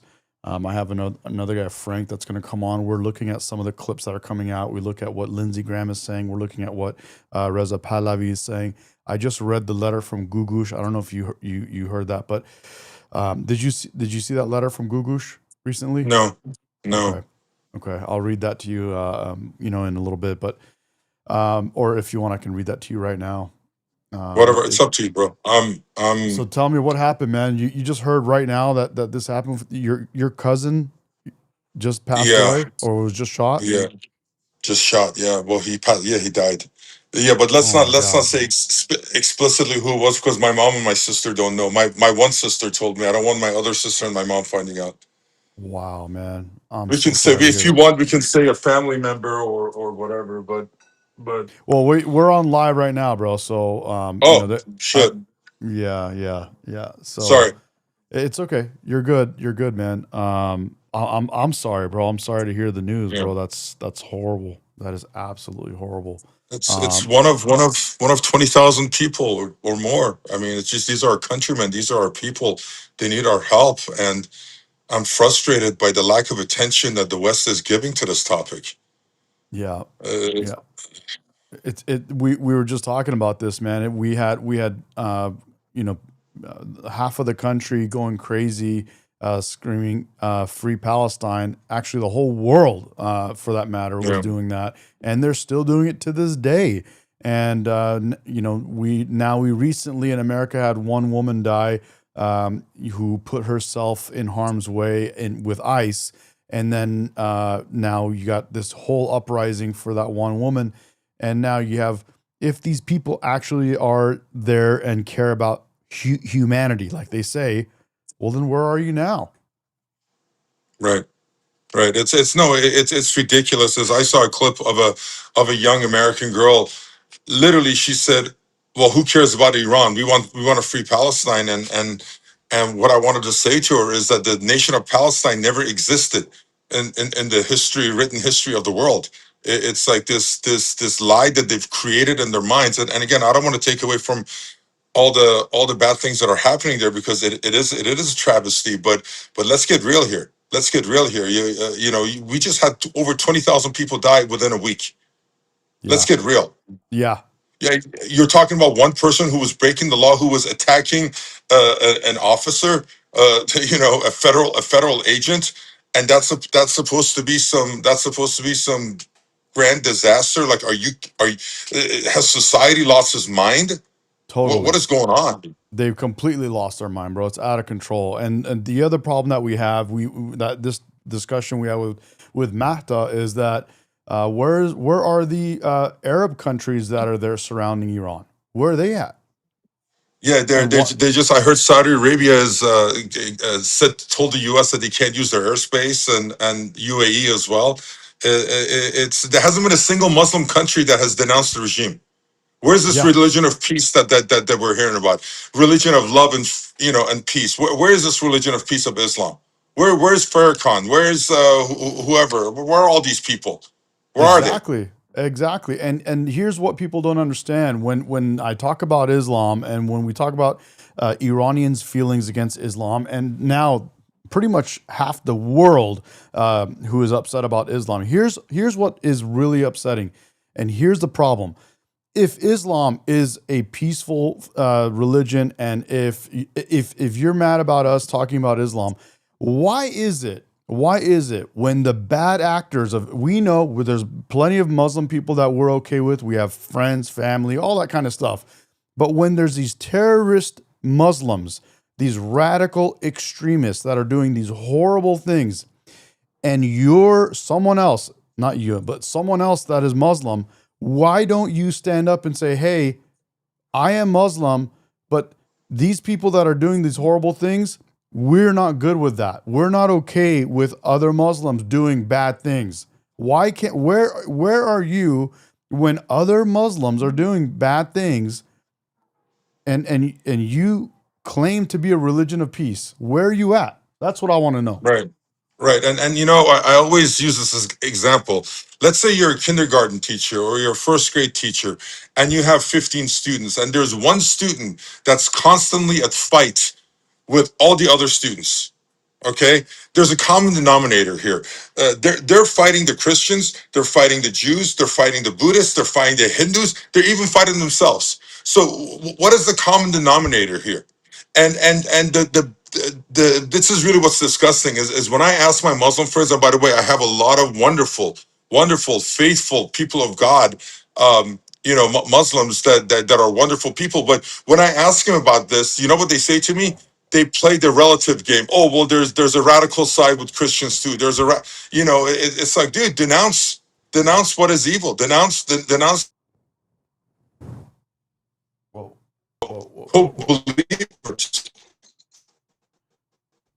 Sorry, bro. Are you there? It's go second. Yeah, I'm there. Okay, I just had. Oh, we paused. Yeah, kind of. Yeah. Hold on. Sorry. Are you there now? Yeah, I'm there. I can hear you. Okay. All right. Just checking, because I had this thing that I just plugged in, and I think either I bumped something or something went out. Yeah. Where are you at? They don't denounce it, bro, and that's a problem. That's a major problem, and I don't know why. I don't know why they can't do that. And if like I said, if it truly is a religion of peace, they should be denouncing it, and they don't.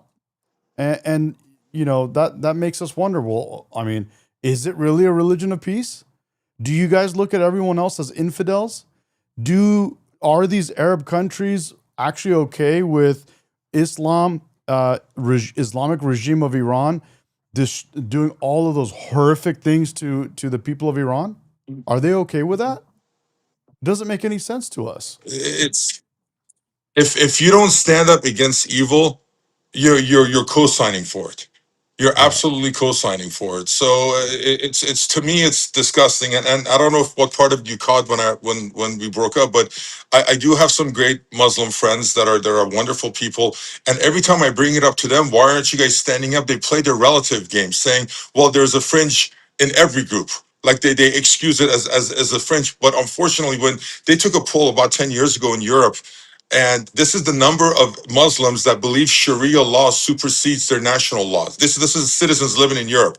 It was something like 47% of Muslims in Europe that believe that Sharia law supersedes their national law. Now that's 47% of the people asked that admitted to it. I venture to say that number is actually higher. When you have such a disregard for the rule of law, it can't be a religion of peace. It can't. I mean, how many people have died for speaking up about Islam? You and I are putting ourselves in danger by talking bad about Islam. Bro, It's ridiculous. you're 100% right. Just a couple of years ago, we were even way more in danger. Do you know how many times Salman Rushdie had his life almost taken because he's happened to speak about it or write about it in a book? Like, the guy did nothing wrong.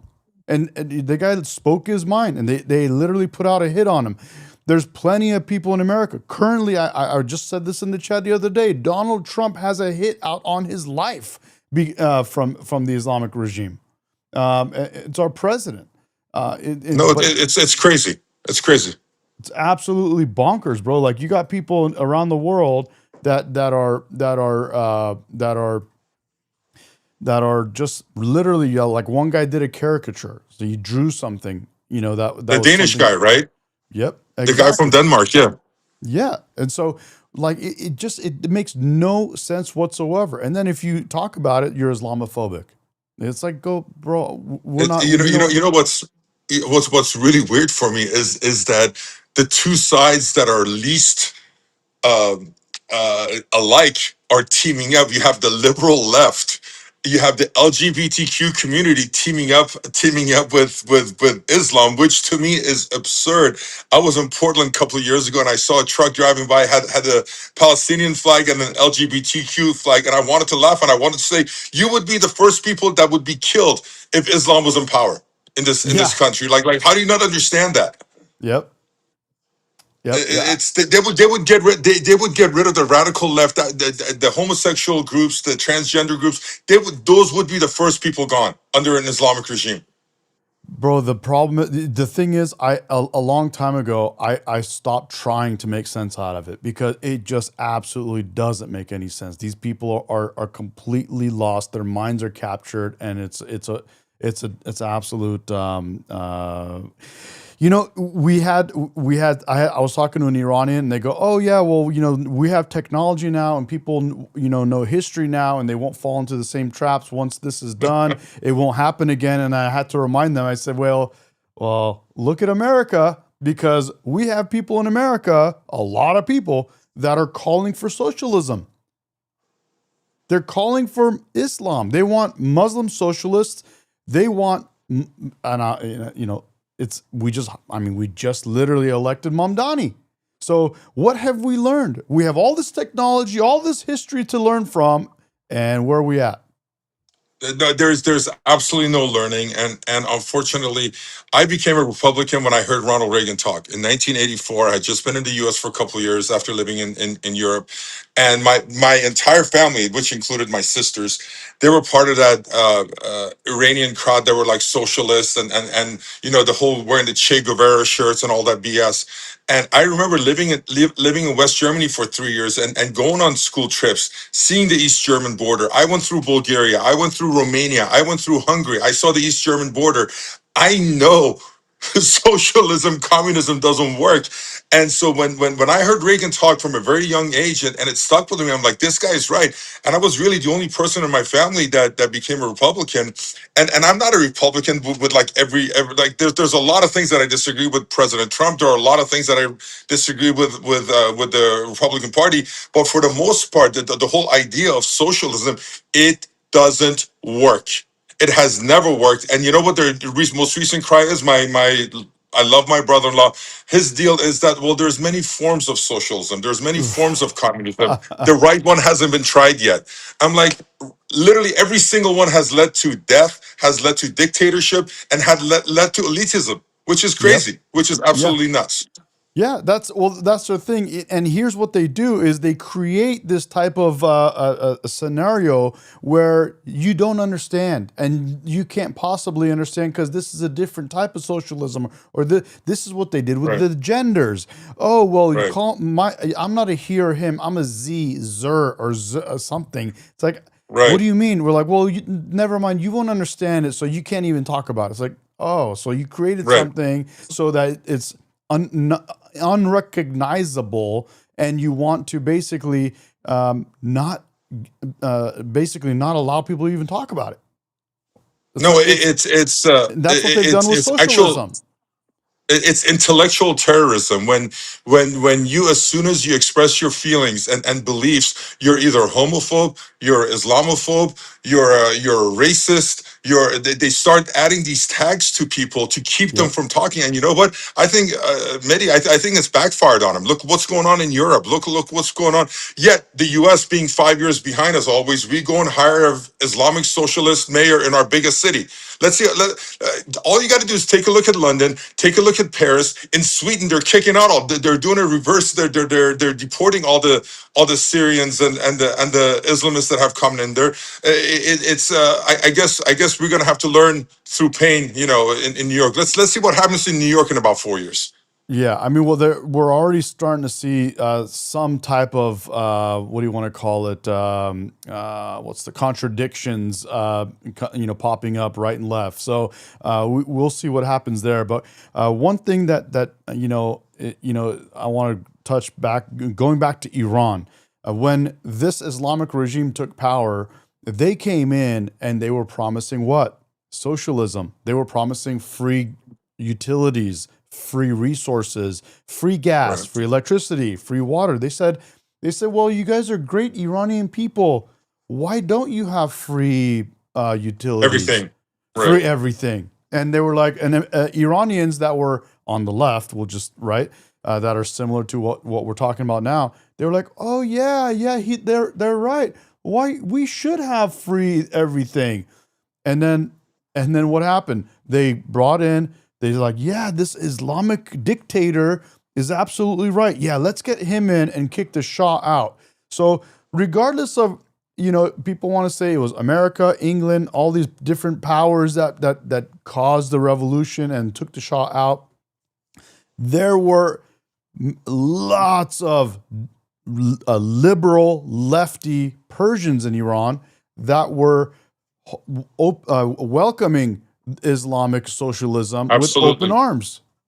Absolutely. No, look, I lived through it. I was old enough to go through a revolution. And if it wasn't for the people of Iran fighting against the Shah, I don't care how many outside forces try to disenlarge a government, they won't be able to do it. They need the help of the populace to do it. Otherwise, North Korea would have been toppled long ago. All right, like there's it's you need the public to be ready for it, and unfortunately, my parents' generation, they were ready for it. They were. I remember my grandmother, God rest her soul, she used to say, "Oh, you guys have gotten so fat and so happy that now you want to demonstrate," because she remembered how it was under the Qajars. She remembers how it was before, and it was really sad to see. So we, you know what, no, like you said, no. Like, I don't like the British Empire. I've never been a fan. I love America. I think it's the greatest empire or greatest country in the history of the world, or at least in our lifetime. Yep. But whatever hand they had in it, it couldn't have been done without the help of the Iranian people, who at the time rose up against the Shah. Yeah. You're exactly right. And that's my point is they did not understand that this social, I mean, bro, they had socialism right there above them in Russia and China and all these other places that failed miserably. And then in 79, they're like, no, this is just like they're doing in America. They're like, no, Right. this is different socialism. We want, Right. this is better. It's like, what the hell are you guys It, it, talking it about? has it has to do with ego. So it's like somebody, when my family members say that, oh, it's not the right type of communism, not the right people were involved. Oh, but you're better. You're a better person than these other people. You could have made it work. And you know what? Let's even say you get a George Washington type who could possibly do something like that, who basically stayed away from the trappings of power. Let's even say you have somebody like that. At some point, that dude's gonna die, and the one that comes in after him is gonna take advantage of society. So it will never work. A couple of things that we've seen: socialism doesn't work. Because I look, as a businessman, I believe in wealth redistribution is an evil thing. It's theft. All Yeah. right. If you believe that just because somebody is better off, you have the right to go and take money away from them and distribute to somebody else, that is thievery. That's theft. Okay. And Yep. an Islamic government does not work. Yeah. An Islamic government does not work. Those are the Does two not things work. that has been proven to me. Absolutely. And not only does it not work, but it's proven to a lot of Iranians to do horrible, evil things to its people, and it's absolute travesty what's taking place now. I just going back to what's currently taking place. I woke up this morning and my fiance was in my arms in tears, and just literally woke up, looked at her phone for 2 seconds, and realized that there are upwards of up to, they say, 50,000 or more people dead now at the hands of the Islamic Oh, regime, and it's we're just devastated, man. So I know that Islamic regime is doing everything they can to demoralize the Iranian people that are there on the ground, that are fighting back, and demoralize all of us around the world. And it works. They're doing a good job because, as you probably know, as a fellow Iranian, Persian, that people around us right now are devastated. They're crying. They are asking their family members to run away, don't go out, and don't do anything, don't go fight. A couple weeks ago, we're like, yeah, let's go, let's fight back. And even though, from here, we don't want to tell anyone what to do in Iran because, we're not there. We're not the ones putting our lives on the line in the streets. But we're cheering them on, in a way. And so nowadays we're not even, we're like, dude, please, just, this is crazy.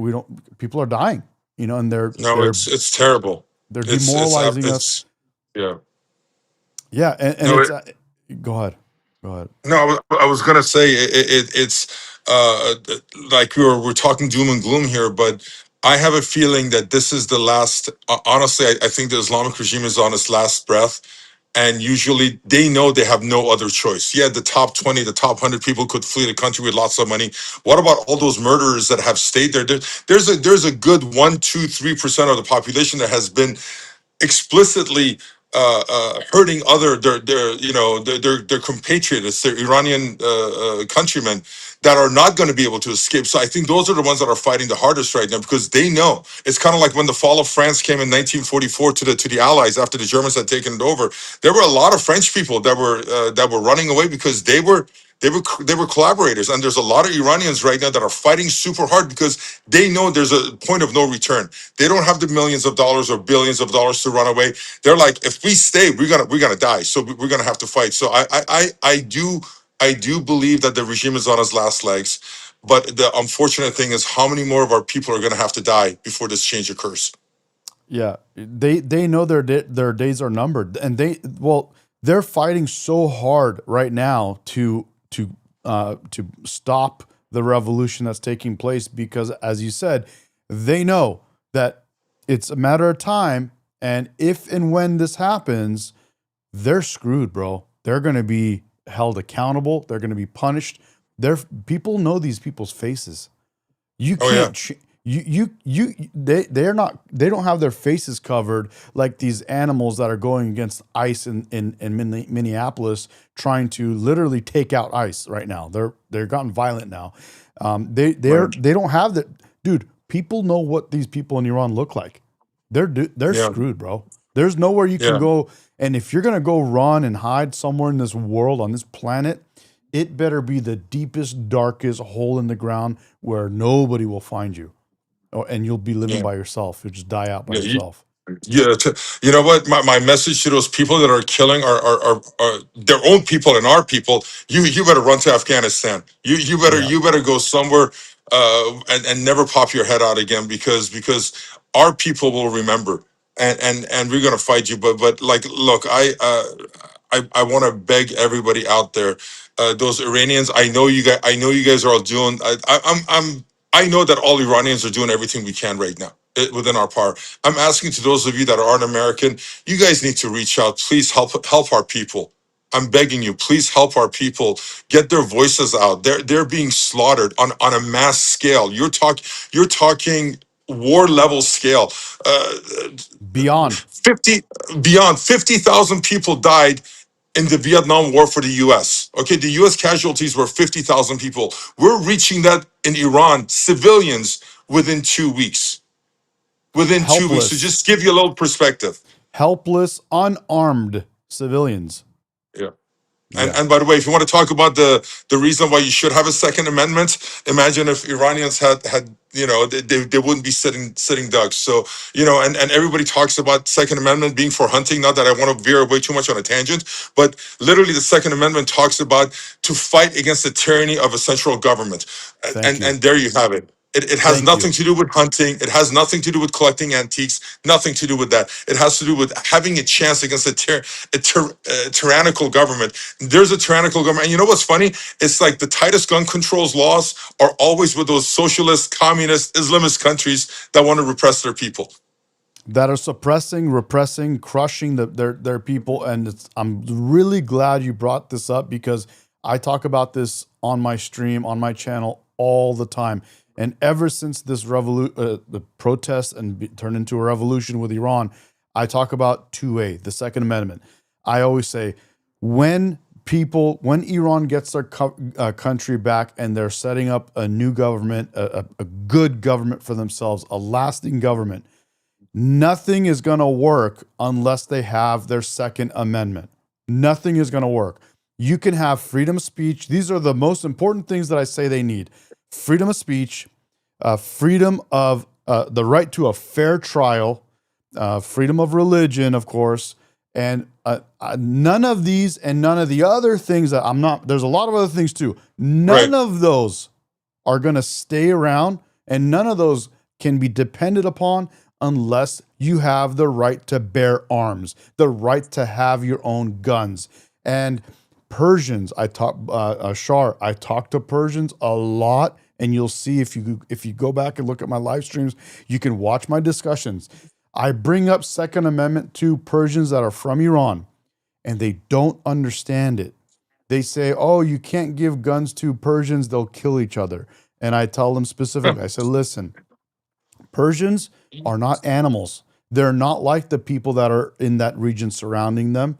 They are Right. different than that. And even regardless of what the situation is, you want this government leaving and another government coming in its place. Who's to say that this new situation that ends up coming for Iran doesn't end up being another suppressive, repressive, horrible, tyrannical government? And if it does, you need to make sure you're armed so you can protect yourself. Don't create another situation where you're out in the streets by yourself unarmed and you have no way of protecting yourself. Imagine if these rallies of 20, 30,000 people at a time, because we know there's been millions that have been out in the streets all across the country. Imagine a rally of 20, 30,000 people that are armed. Okay, what is this? What can they do against them? Nothing, because listen. At the end of the day, I have a right to shoot somebody that's breaking down my door and trying to come inside my house and do harm to me. Yep. I have a right for that. And 100%. unfortunately, you know, the Eastern countries that for the most part have been a suppressive regimes where you had dictatorships and so on and so forth, they have put that in people's minds that you don't need guns.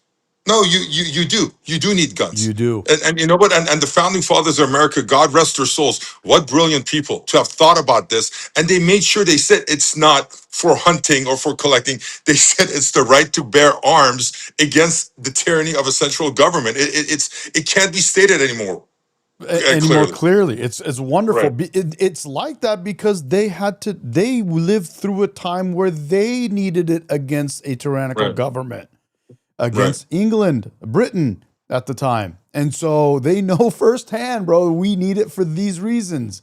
Now, Right. I understand when Persians say that you can't give guns right away to Iranians.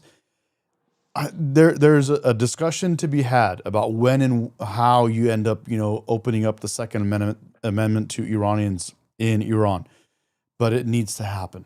It needs to happen. Yeah. I mean, look, smarter people than you and I can discuss the mechanics of how to bring it forth, but you definitely need a mechanism in place to where the right to protest, the right to freedom of expression, and all those things can be backed up by people defending themselves. Because at some point where the government turns the police against the populace, you're going to have to defend yourself, plain and simple. Absolutely, man. I had a few other discussions. One thing that is on all of the Iranians' minds is, will America help? When will America help? Is Trump going to do what he said? So these are some things that we talk about.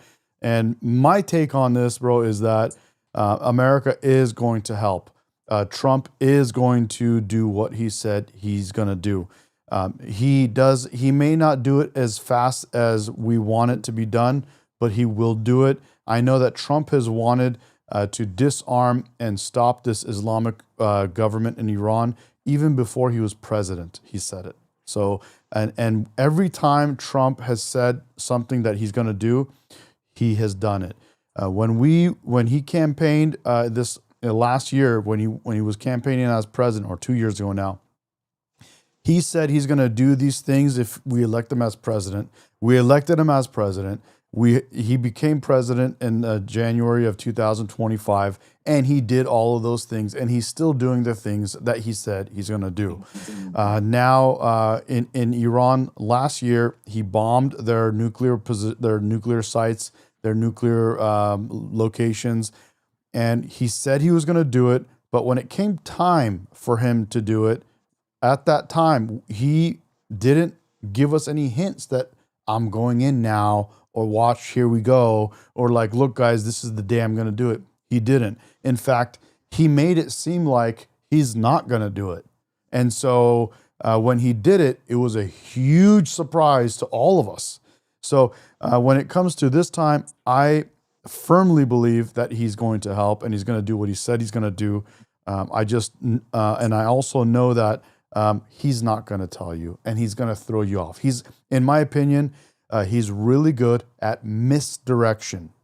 So I wanted to hear your thoughts. You know what? I hope you're right, because I was kind of upset at him when Israel was going to basically topple the regime, and he said no and hold off, and I couldn't understand his reasoning behind it. So I hope you're right, and unfortunately, every day that goes by that he doesn't do anything, more of our people are dying and being slaughtered.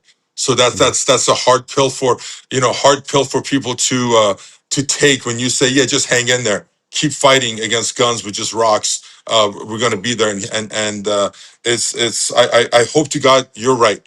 But I've heard rumors that there's people in his cabinets that are pushing for him to keep hands off. People like JD Vance, I heard he's talking about not attacking. Wow. And these discussions always happen within the cabinet, where you have certain camps that take place within the cabinet and advise the president on different matters. But I had heard that, and I'm telling you, if I find out that the idea that JD Vance is telling him to hold off, I don't care who the Dems are putting against them. come in 2028, I'm not going to vote for this guy because at the end of the day, I'm Iranian first, and I've always maintained my position. Whoever I believe is the worst for the Islamic Republic of Iran, that's who I'm going to side with, because my Yeah. people don't have a voice in Iran. Yeah, and I'm gonna just add to what you just said and say that I think it's America first if they do the right thing and remove the government, because if they remove the government, it's gonna make not only that region a safer place, it's gonna make the whole world, the planet, a safer place. So people that want to come on the channel or come out in public and say, "Oh, why would America help Iran? I thought he's gonna be America first." In my opinion, helping Iranian people and removing or helping them to overthrow their government, that is America first, in my opinion. And so I want to play another something. Absolutely. Yeah, do you agree with that? Absolutely. You're absolutely right, because you know what, getting rid of Hitler and the Japanese Empire during World War II was America first. Exactly. I mean, come on, Exactly, give me a brother. break. 100%. Great. You know what? I don't bring that up, but you're exactly right. Was getting rid of Hitler not a great thing, not just for the world, but for America? We would be Absolutely. speaking German right now if America didn't jump in and help. Absolutely, and you know, those who don't know about history, you know, are doomed to repeat it. So it's like, you know, this idea of appeasement to dictators, to me, has always been wrong. Has always been wrong. Yeah. I want to play a clip from there's a guy that I follow that is a veteran of our armed forces. He's an American, and he is someone that I follow that I find to be credible. And he has come out, he said a couple of things recently. He first said that the Kurdish people, okay, are now invading. I know they're in Iran, but they're helping the Iranian people, okay? And he has this knowledge that the Kurds are now out there trying, battling against the Islamic regime. Okay, have you heard about that before? I have not, but I wouldn't doubt it. Okay. The Kurds are extremely brave, so God bless them. Okay. God bless them. And then the second, I'm going to play both of these clips for you so you could hear it. You may not be able to see it because you could just see me and you can't see the live that's happening. But I'm going to play it so you could hear it. The second clip is where he discusses the fact that the people that are saying Trump is not going to help Iran and not going to interfere, or not interfere, but not going to help the Iranian people, they're lying to you. And so let's play these both out, and we'll go from there. The media has been lying to you about military preparations for an attack on Iran, and I've been telling you the truth. Yesterday, all day. Can you hear this? Yes, I can. Yes. You can. Okay. Saw headlines, Trump is pulling back from the brink because the protesters were not going to be executed. We even saw news articles that said that Trump relayed a message to Iran saying that he did not intend to attack. These were all lies. One of Trump's top Republican allies in the Senate has just come out and said that the news stories of Trump not intending to attack Iran are, quote, wildly inaccurate. These were assumptions made by news media people that just had no idea what they were looking at. But if you've been watching my videos, I've been keeping you guys updated with force movements, when airspace is being closed, with naval destroyer movements and how things are moving and what it means. If you want to understand where we are in politics. So, what do you make of that? Were you able to hear all that clearly? Yeah, no, that's first of all, it makes sense. It makes sense because look, I don't know how many of your listeners or people like that have been in real dangerous situations in a fight.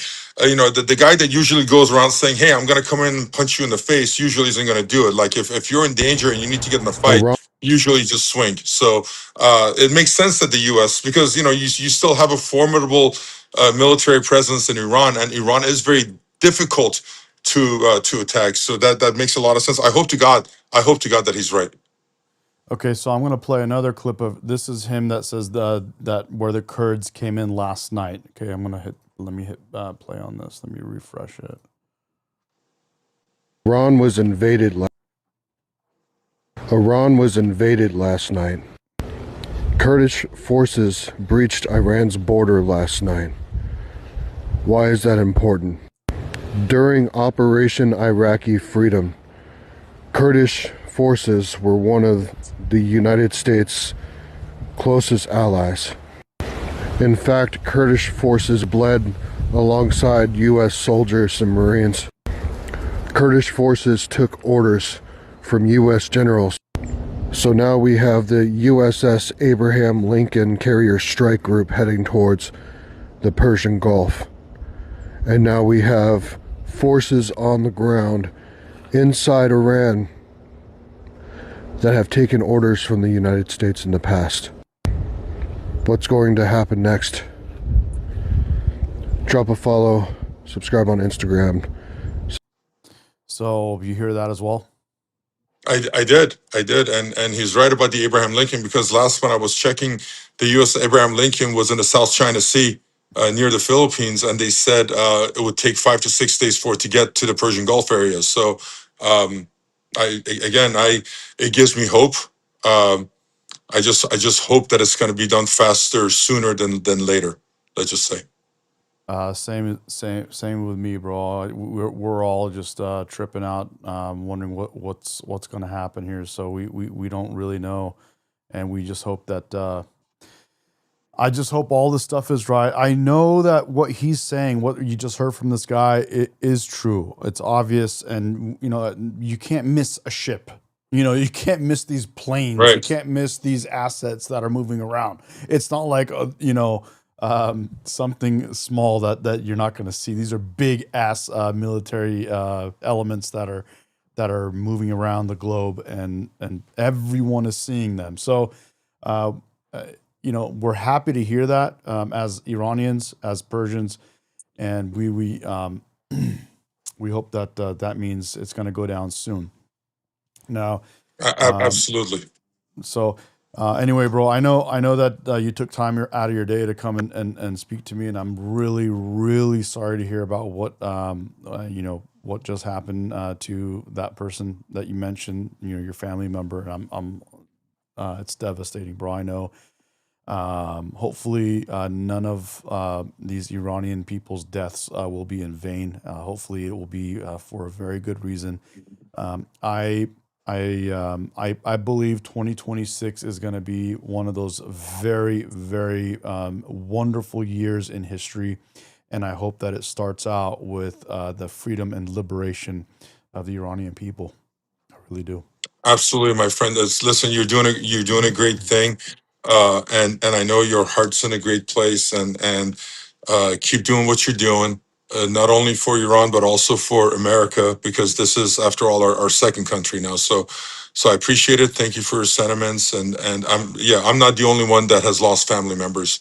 I can surely tell you that. So You're I absolutely appreciate right. it. Thank you. You're absolutely right. Thank you, bro. Thank you. Appreciate All you, right, buddy. and have a good day. I'll see you soon.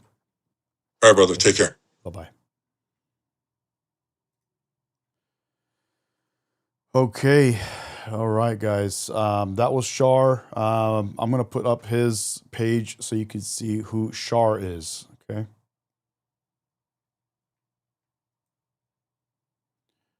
This is the Mahta. We spoke with her earlier. This is Keith Goldsby. Let me pull up Shar for you guys. You can see he's the first Iranian-born NFL player. And he's a... برسه. آقای رضا پهلوی دیدید همون بسیجی ها و سپاهی هایی که خط قرمز شما بودن. شما گفته بودید خط... Okay, guys, so this right here is Shar. Give me 1 second here. Let me go like this. Okay. And let me tell...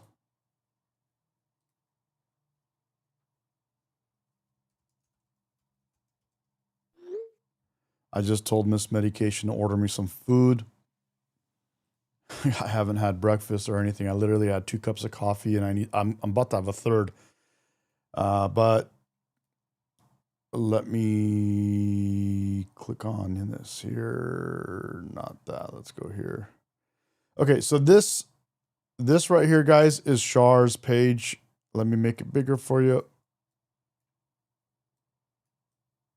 If you want to take a look at him and his page, he's the first Iranian-born NFL player. And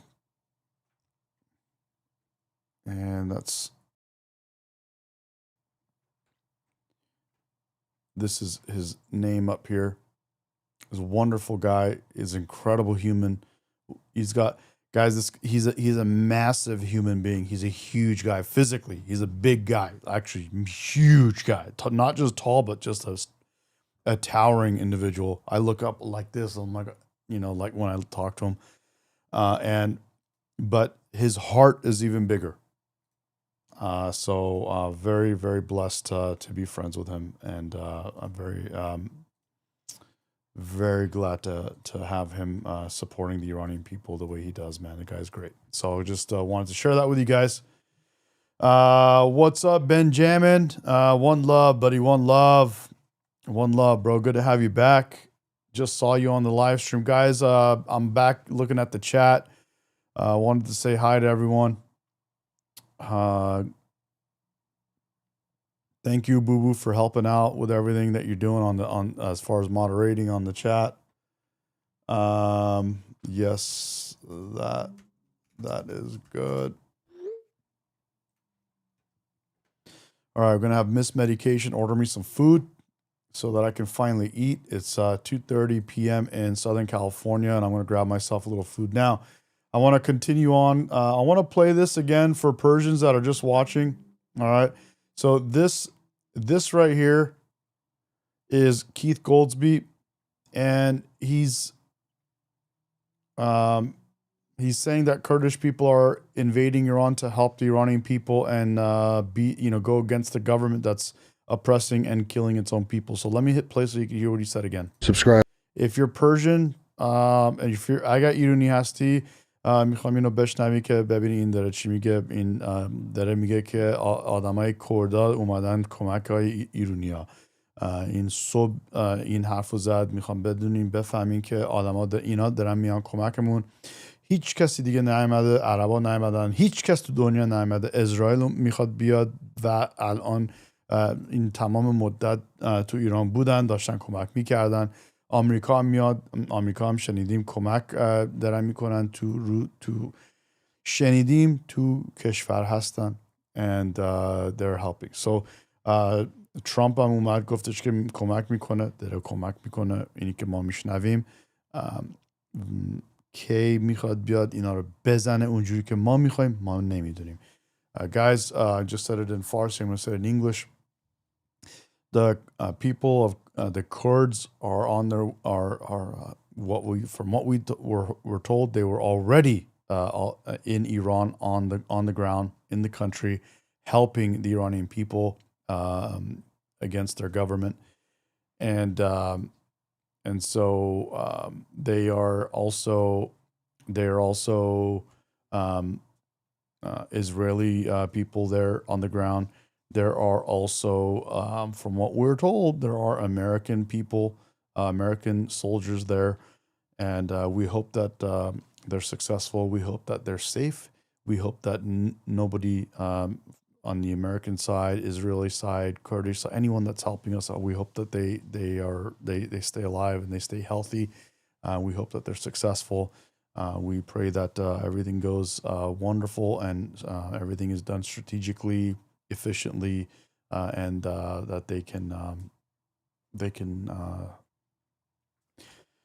can be successful in getting rid of this tyrannical regime. I'm going to play this video. This video is Keith Goldsby, and he speaks about the Kurds that are there already helping Iranians. Live on YouTube, and I'll keep you guys updated. Thanks, guys. Love you.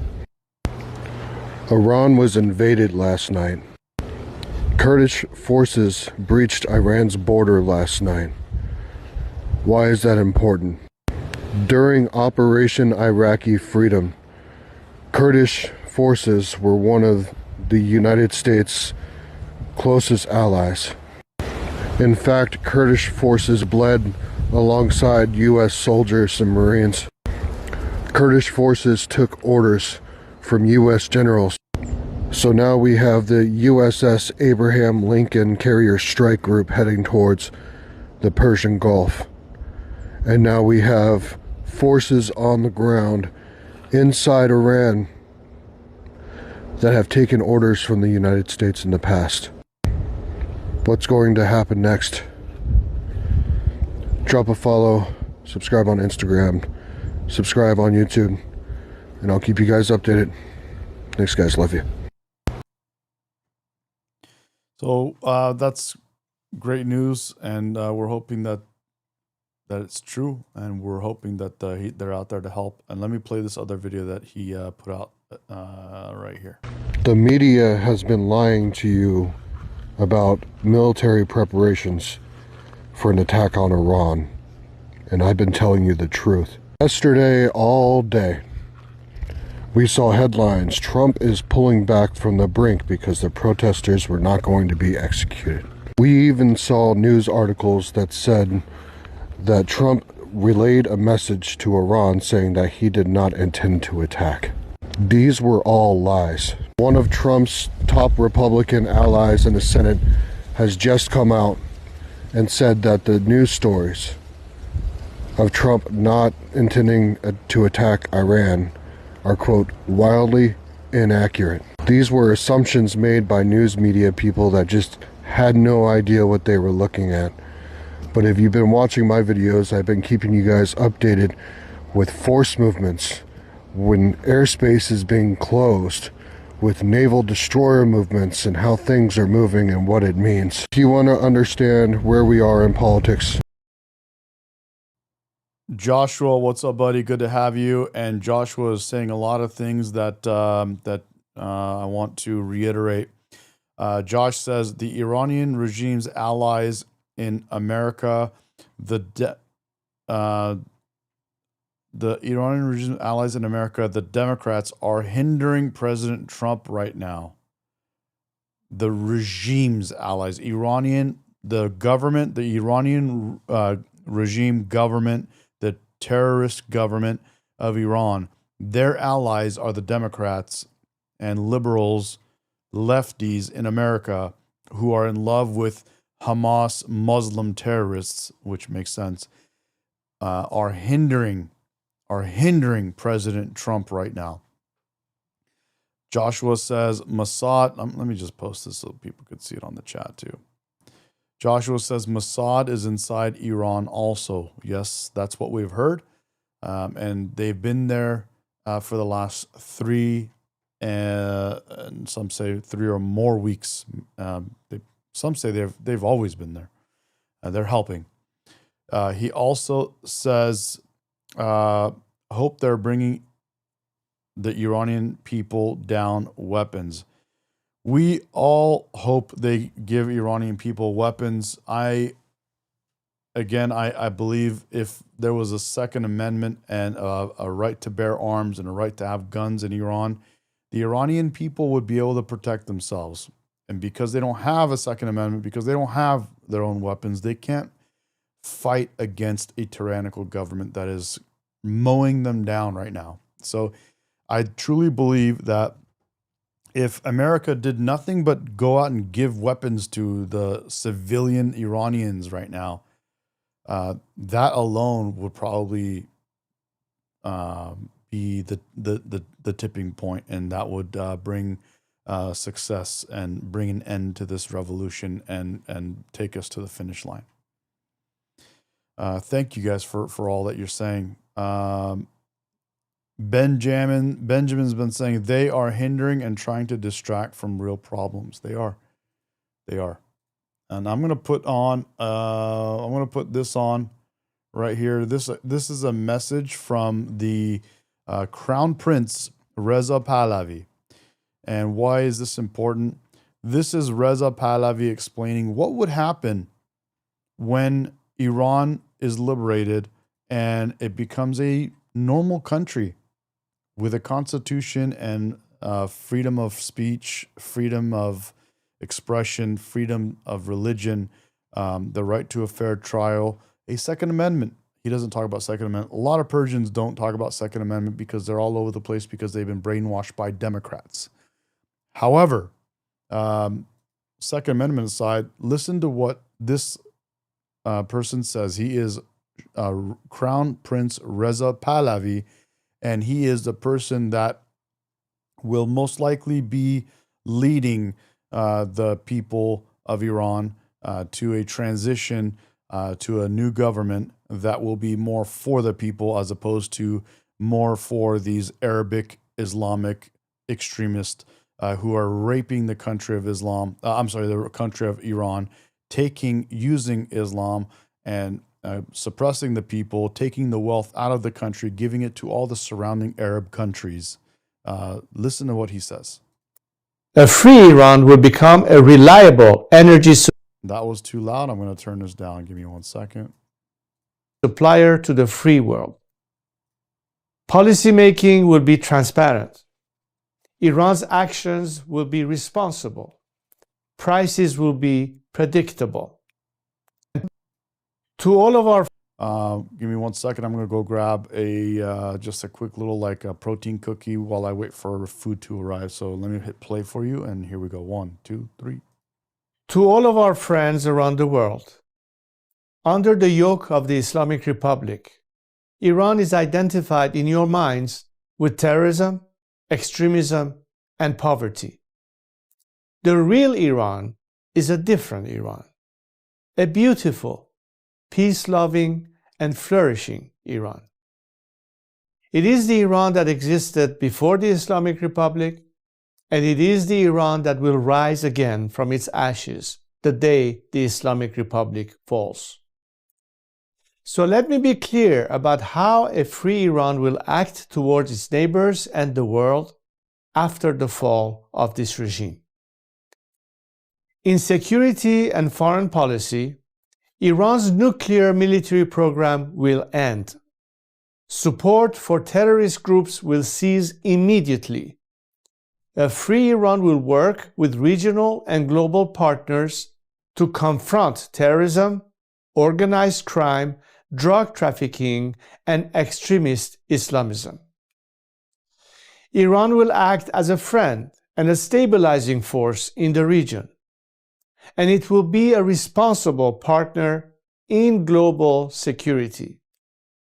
In diplomacy, relations with the United States will be normalized, and our friendship with America and her people will be restored. The State of Israel will be recognized immediately. We will pursue the expansion of the Abraham Accords into the Cyrus Accords, bringing together a free Iran, Israel, and the Arab world. A new chapter will begin, grounded in mutual recognition, sovereignty, and national interest.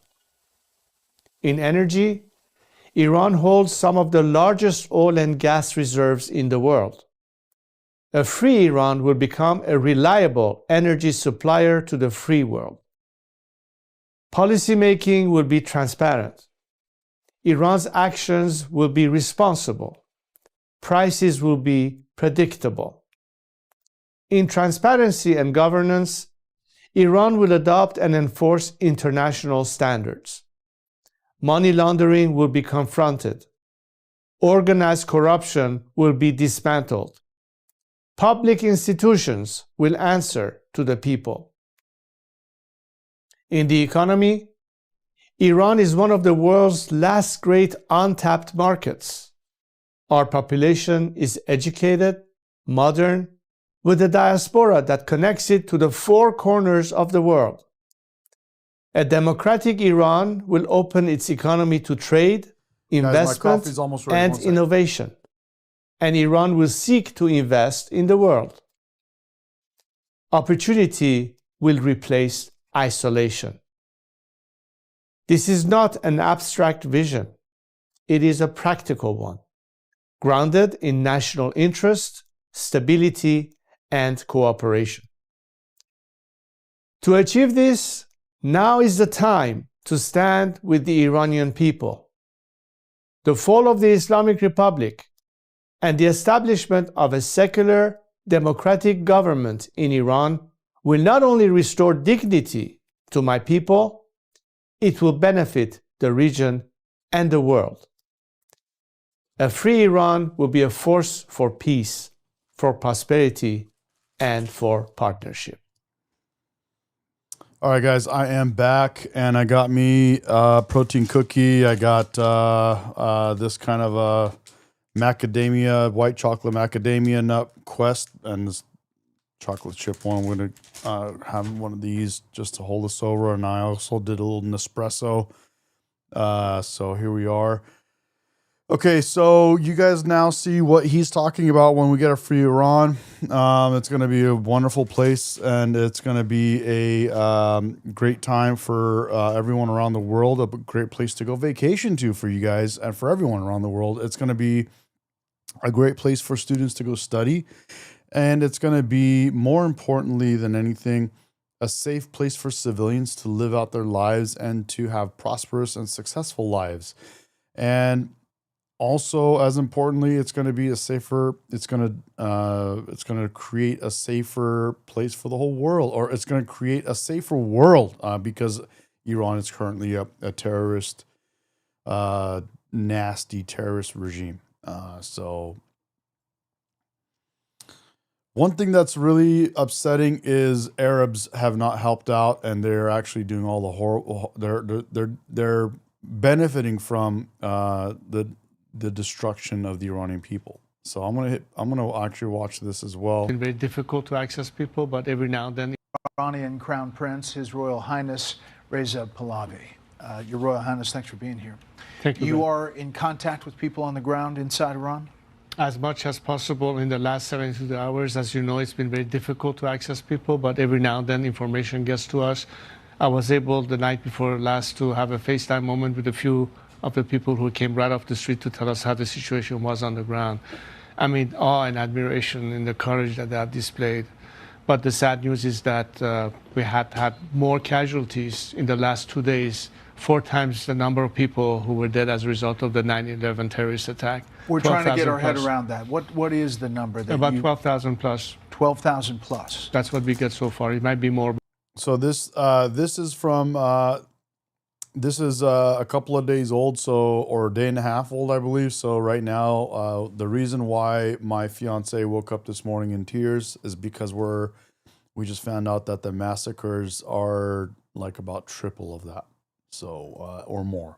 They're saying it's up to about 50,000 or more. But that's the minimum number that we know so far have been killed by the regime. This is not arrested. This is killed. We are talking about using military weapons, AK-47s, armored trucks to shoot to kill unarmed protesters. Their bodies are being picked up by bulldozers, and they charge each family for the bullet to be able to just retrieve the remains. It's abhorrent what's happening. Obviously, we have no way to verify that independently. We've had reports of 3,000, 4,000 plus. The president's talked about thousands. And he said that it's crossing this red line, and he's going to make a decision.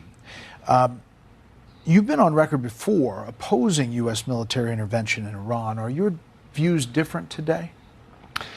Brett, when you have civilians being murdered, massacred in a war that is waged against them by their own government, when the regime orders troops to fire on unarmed crowds, defenseless people, the only way they have a chance to have an equal playing field to overcome this regime is when they cannot neutralize this repressive force. Some additional help is needed. I don't look this as an aggression to a country. I'm talking about helping a nation liberate itself by giving them assistance that cannot otherwise obtain on their own. That's why it's critical and empowering with a message of strength. This is why we have the Second Amendment in our country, in America. These poor civilians in Iran are getting mowed down by their own military for doing peaceful protests. I hope you guys understand what I'm saying. It's absolutely disgusting. It's absolutely insane. And if you heard the phone calls that I'm hearing, and have heard and continue to hear, you would lose your mind. I'm gonna play some things here that you'll hear, get a taste, but it's absolutely disgusting. And if you hope you understand what's happening, dude. It's imagine their own government is mowing them down. They have no guns, they have no weapons, they have nothing. They was all taken away from them. So that's why here in America we have a Second Amendment. That's why we have the right to have guns, the right to bear arms, the right to have weapons, is so that we can stand up in case our government decided one day that they want to do the same thing to us.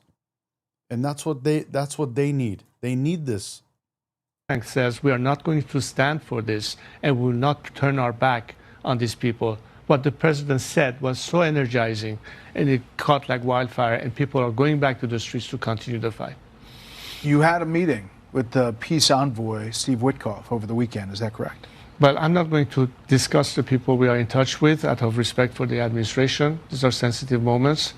But what I can tell you is that what the president has said has been extremely energizing to the people. The Iranian people count on this president to follow through on his promise that he made. And this is something that will keep them hopeful that this time they're not going to be thrown under the bus as they have before. So getting from point A, where we are, to point B, if the regime, as some people suggest, collapses and the protesters have this moment, what is the model for success? What is the country that you have in mind, or your other protesters have in mind, the model for success? You know, the only way that we can have the ability as a nation to determine our own future is within a democratic process of free election, the formation of a constitutional assembly, where the future form of a democratic secular system can be debated and determine what its final form could be. So in the process of transition post-collapse, we have to have a plan of action, which we do. Have a comprehensive plan that addresses what needs to happen during that transition, how we're going to manage that process, what is the responsibility of an interim government to set the stage for that, and at the end, let the Iranian people, in complete transparency, debate what it is that ultimately they would like to opt for. But you yourself haven't been there since 1978, is that correct? 1978 was when I left Iran for the last time. Is there a team on the ground? Are there people? You don't have an army. How does this happen? It's a combination of people who are inside Iran right now that are members of civil society. There are lawyers, experts, economists, university people. We're talking about a very strong polity that despite this regime have been able to survive all these years, and they need to step in to fill the void. A lot of people are ready to step in. There's a counterpart outside that in a sort of hybrid system can help one another in that process. And I think the important thing is to be able to protect their identities to the very end so they're not prematurely exposed, which is why it's not so obvious that we can ask them to, show up and not be immediately endangered. So we have to be very careful about that. But we are constantly in dialogue with them, preparing that transfer. So as soon as this regime collapses, we can immediately engage those forces within and constitute all the elements that will contribute to that. I know you had some meetings on Capitol Hill. Were those positive? I mean, do you get good sense from the lawmakers? I think that many lawmakers on the Hill, regardless of which party they represent, understand how critical it is, especially if you want to promote liberty and democracy, that Western democracies, the US at the top of the list, have a crucial role to play to support freedom-seeking nations. And I think they understand that beyond just word of encouragement or condemnation, we have reached a point where some action is needed. Regardless of what the executive branch wants to do, the legislative side has to be in support of anything that can thank you, Jennifer. Sounds good. Empower a nation, because at the end of the day, it's about empowerment. It's about giving a nation. And we've seen that before. How did apartheid come to an end? Right. How did the Soviet Union collapse? But you know, we also saw it in the Green Revolution, which didn't develop, and there was criticism that we as the U.S. didn't do enough to help on the ground. 2009. It is true. Do you think this is the tipping point? It this is very different. Is the moment. It is very different, Brett, because the demand now is not just economic hardship or shortcomings or lack of liberalization. We have come to the point where people are just fed up with this regime. They are saying death to the dictator. They want to liberate themselves. And their demand for freedom is met with the most brutal reaction by a regime that is waging war on its own citizens. How else can we liberate ourselves when there's such degree of pressure without having, at some point, an element of backing and support from free nations that stand on the right side of history? Do not throw us under the bus by trying to negotiate or appease a regime that for 47 years has brutalized our nation. Let's listen from Ted Cruz.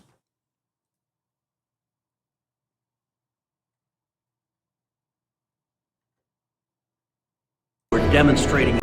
I want to talk directly to the people of Iran who are standing up, who are demonstrating incredible bravery, standing against the Ayatollah and the mullahs, standing for freedom.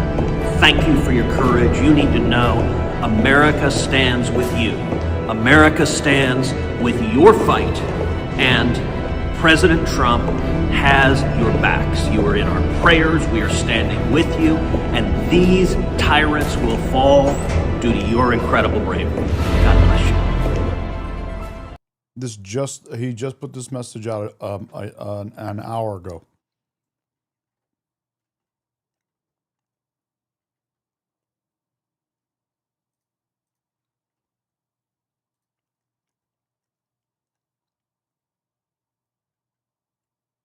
Figurehead, or do you see yourself as more of a unifying figurehead, or do you see yourself actually wielding power? I'm talking about this phase of transition being the only person that people can trust as being a neutral arbiter. But you're going to run the thing. I have offered my services in that capacity, and I believe the trust that people have given to me behooves me to respond to that call and say, I accept that responsibility. I'm not working alone, obviously. I'm trying to bring as many people who are like-minded on the basis of three very simple principles. Number one is Iran territorial integrity. The second principle that we invoke, a clear separation of religion from state, not to have yet again a dominant single ideology, and the most important point, a guarantee of self-determination by means of free elections. And that's ultimately what leads us to a democratic alternative. The minute the ultimate will of the people is ratified by means of a final referendum, the temporary government will transfer power to that elected parliament and new government. But just to be very clear, that period will take a while. In that period, you will rule by decree? This is not a process where a temporary government gets elected.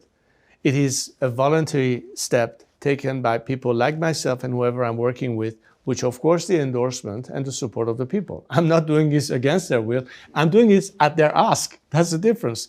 So the ask itself means that they want this to happen and they want to be able to trust someone, and that person at this point is me, to do that for them. And as I said, I'm not doing this. Well, there are many people. You have a number of a reasonably large fraction of the Iranian population are fervent supporters of yours, but not everybody is. Not everybody is. What is the legitimacy that you are using to do this? I mean, one could say you're coming in. You've spent your entire life since you were a teenager outside the country.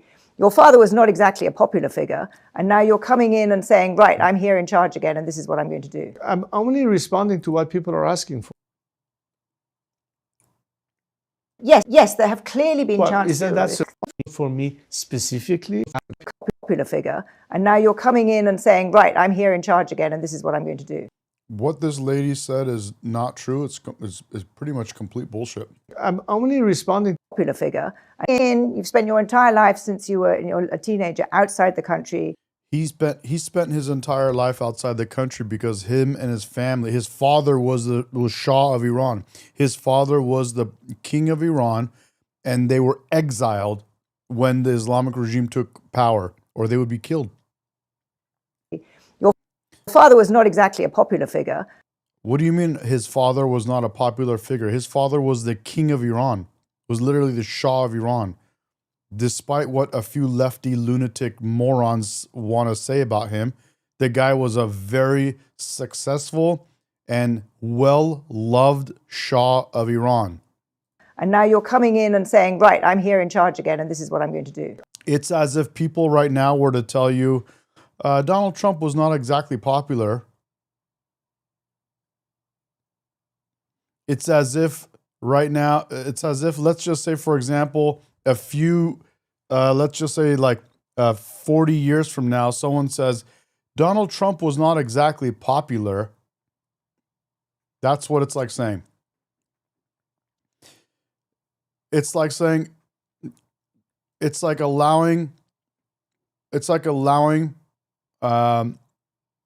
lefties to write the history books.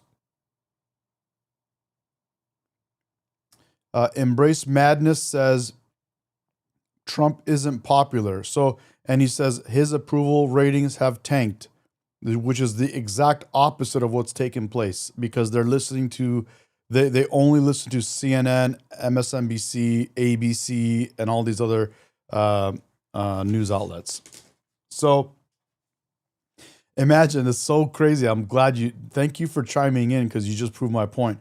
Imagine these lunatic, lefty, liberal, psychotic losers writing history. This is what they would be saying. And they're saying that about the Shah right now. Listen to this. I'm only responding to what people are asking for.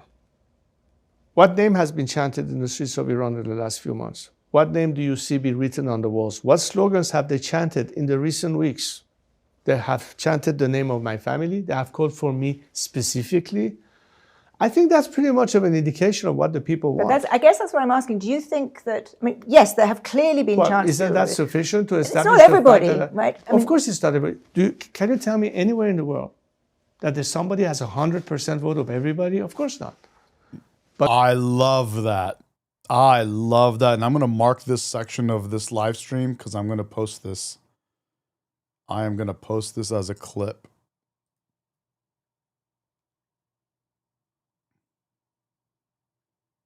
There we go. Tagged. Imagine if we let psychotic, lefty, lunatic, wacko Democrats write the history about Trump. What would they say? Trump was not popular. Trump is not exactly blah, blah, blah, blah, blah. All this bullshit.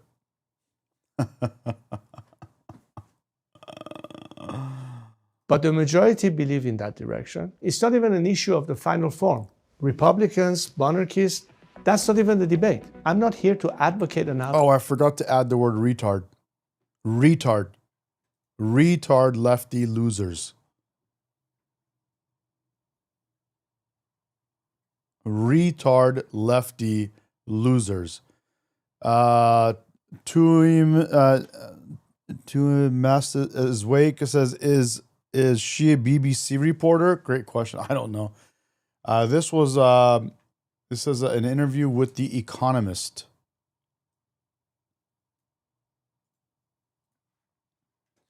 Let's ask if, let's see, would chat know if Economist is which media outlet is The Economist part of?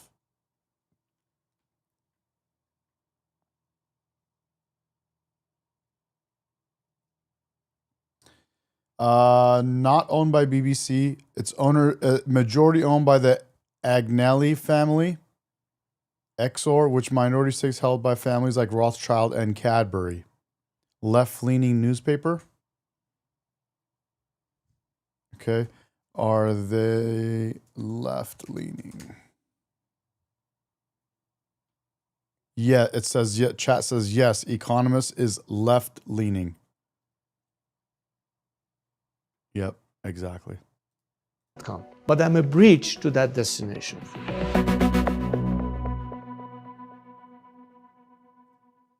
What's up, Surfer? Yep, still live, still grinding it out. Wow, I can't believe it. I mean, I can't believe it, bro. I don't even know why I'm surprised, why I act surprised.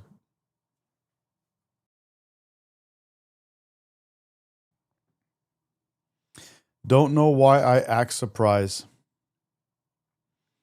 Jason in the chat says, those presidential scholars that say Trump is the worst president, just last year, Biden as the 7th president, definitely a liberal bias there. 100%. Jason, I'm going to put your chat on the screen. 100%, bro. I support Trump because he is doing the things that are the right things for people. And I also support Trump because he's a president that stands up for what's correct, what's right. He stands up for common sense. And he's a president that he actually does what he says. He's a president that actually does what he says. It's very important.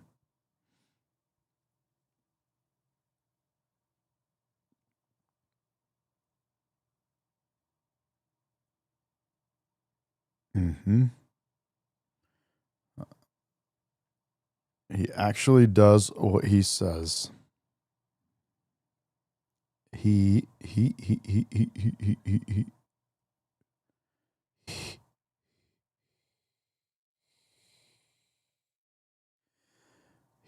actually, okay, cool. I'm just adjusting something on my mic here. He actually does what he said. Okay, cool. It's a lot better now. All right, there we go. Sometimes you don't get my, he actually does. Okay, yeah. We can say retarded within looking over our shoulders first. I can say retard all the time. And the fact is, man, we got people that are Trump haters, and again, they're beta males, they're losers. You are a Trump hater, and you are a beta male.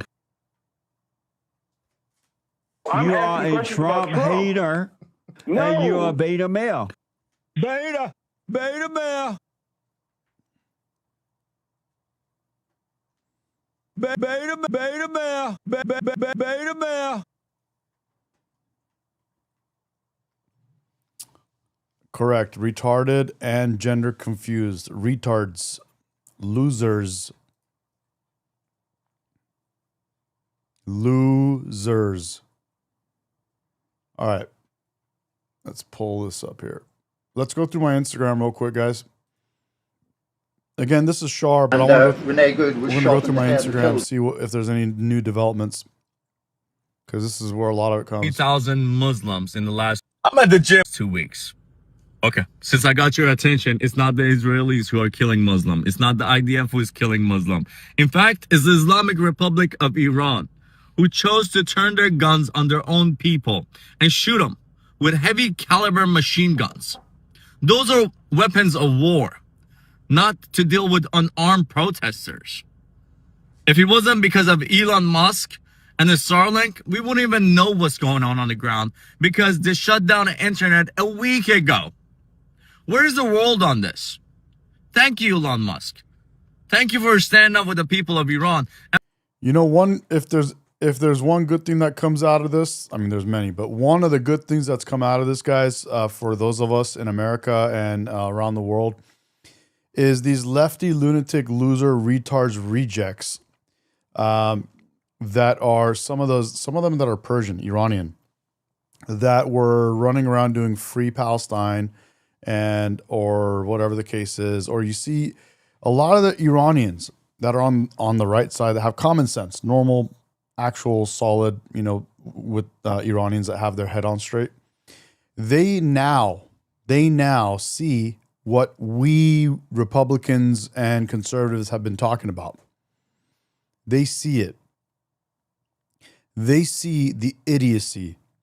They see their fellow Iranians were saying free Palestine, all the way till now. They're still saying free Palestine. Yet when the Iranians are getting massacred by numbers that are out more than Palestinian deaths, They're nowhere to be found. Why? Because the lefty, lunatic, loser, reject, liberal Democrats are in love with Muslims only. They don't care. If the Muslim government is killing its own people, they're not going to stand up for the people because the government is Muslim. Lefty, lunatic, loser, Democrat wackos love Muslims. And they love Muslims even more if those Muslims are terrorists. They love them more if they're terrorists. Let me take this call.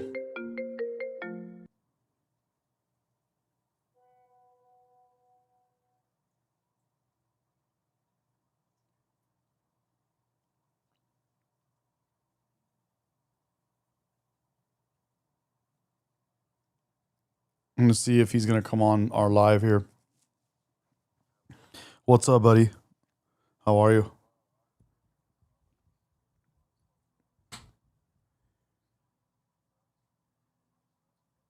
No. Okay.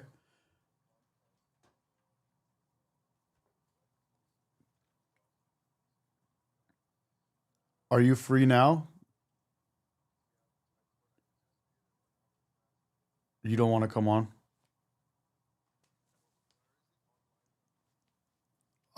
It's on YouTube right now. Because Instagram cuts me off at 1 hour. It's whenever I want. I'm just on all the time. But no sweat. Go do your thing, bro. Go do your thing, and then we'll connect another time.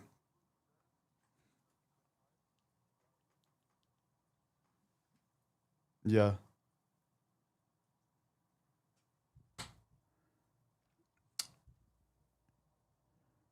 Yeah, no, I can definitely, we can do it on YouTube. You can jump on my live, and if you want, we can, I'll take a cut. I'll take a cut off of it. Like I'll cut the video later after the live, and we'll post it on Instagram.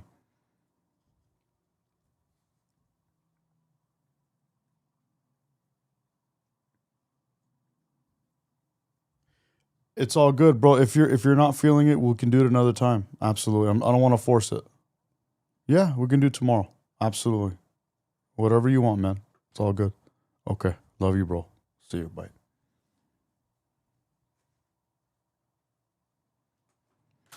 All right. So dude just got off hour and a half live with someone else. And so he's burnt out. He's going to go regroup. And I think he's in Amsterdam. So I don't know what time it is there in Amsterdam. I think it's late. I think it's pretty late. It's 9 hours, I believe. And President Trump, they're not murdering people anymore. They're done killing people. Is that what you're telling us? Because the videos that's coming out of Iran is telling us a whole different narrative. So who's lying, sir? I got one thing to tell you. If you don't do anything by this weekend, your legacy would be Jimmy Carter 2.0. Your legacy, sir, would be Barack Hussein Obama 2.0. You know why? Hello? Because just like them, you're turning your back on the Iranian people and choosing the mullahs instead. Okay, bye. That's not what I voted for. I don't think that's what anybody voted for. It was supposed to be peace through strength, not bowing down to the Islamic radicals in Tehran. Israel's IDF has just murdered 20,000 Muslims in the last 2 weeks. Okay, since I got your attention, it's not the Israelis who are killing Muslim. It's not the IDF who is killing Muslim. In fact, it's the Islamic Republic of Iran who chose to turn their guns on their own people and shoot them with heavy caliber machine guns. Those are weapons of war, not to deal with unarmed protesters. If it wasn't because of Elon Musk and the Starlink, we wouldn't even know what's going on the ground because they shut down the internet a week ago. Where's the world on this? Thank you, Elon Musk. Thank you for standing up with the people of Iran. And President Trump, they're not murdering people anymore. They're done killing people. Is that what you're telling us? because the videos that's coming out of Iran is telling us a whole different narrative. So who's lying, sir? I'm minding my own business. I want to talk directly to the people of Iran. History does not repeat, but it sure does rhyme. Everything that is happening today has some kind of relevance to human behavior in the past. It all has to do with the population experiencing fear and uncertainty. The year is 1919.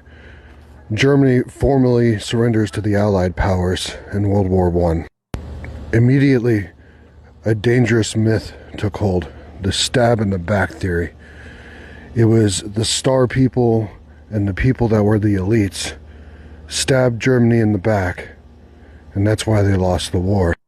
This caused fear that was then taken advantage of. The year is 1929. Border, and it was skyrocketing, and it's like, that's unsustainable. When you reach almost 300,000 people, that's unsustainable, and we need to. Just before you go, is it possible, we ask every guest for like a exclusive thing that we can, right, you know what I mean? Attention is currency and all that shit. Well, I've thought about it, and the airspace closed in Iran. The US fighter jets took off. Then we had the Islamic Republic fighter jets taking off. The Israelis activated everything, their defense system and their shelters, warning everybody. Non-essential personnel and many other foreign nationals evacuated from the Middle East, especially in Iran. And then nothing happened. So what appears to be was that their plan was cancelled last minute. Now, as I said, there are a lot of self-appointed experts who don't know anything. The only people who know is President Trump and Team Trump. Now, there are different scenarios. Let's go through them. Number one, speculations about the pressure coming from the Arab countries. Now, the Arab countries have already been putting pressure on the president over the last few days. They've also done it previously, 6 months ago, but you don't really change it last minute. You could just not do it. Second scenario, that this was actually planned. The attack was not going to happen yesterday, and this was to basically test the waters. Again, there is no evidence for that either, but it could be true. Now, there are people who are going around saying President Trump has lost, or the other people saying President Trump is the best, he's won. Neither is true, because it hasn't finished. There are only two scenarios. Either President Trump will shake the hands of the Islamic leaders in Iran, that's one ending, or he will destroy them. The war is ongoing. Now, the third scenario that, apparently the US troops got scared last minute.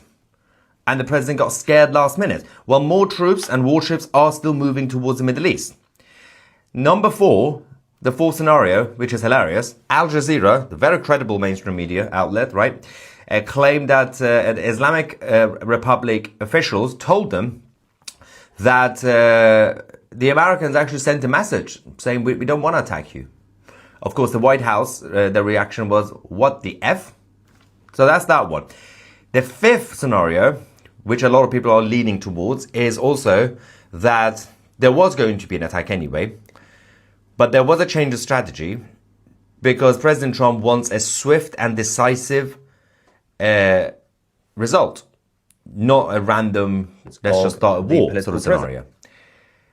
And that requires the US to be more prepared. Now, but if that's the case, was it the last minute change, actually? Or was it that it was already decided a few days ago, but they decided to do this anyway? Which goes back to the scenario that those who said, oh yeah, this was planned. Again, we have no evidence that this was planned. What we do know is that the result of what happened last night was absolutely genius. The outcome inevitably was absolutely genius because the Islamic Republic exposed all their protocols, their defense protocols and their maneuvers and their movements, everything that happened. And there is not enough time for the Islamic Republic to change their defense tactics if there is going to be an actual move in the next few days or week or so. The White House continued to be silent on this. They haven't said anything. That's why obviously a lot of people think that they know, but you don't know. Nobody knows.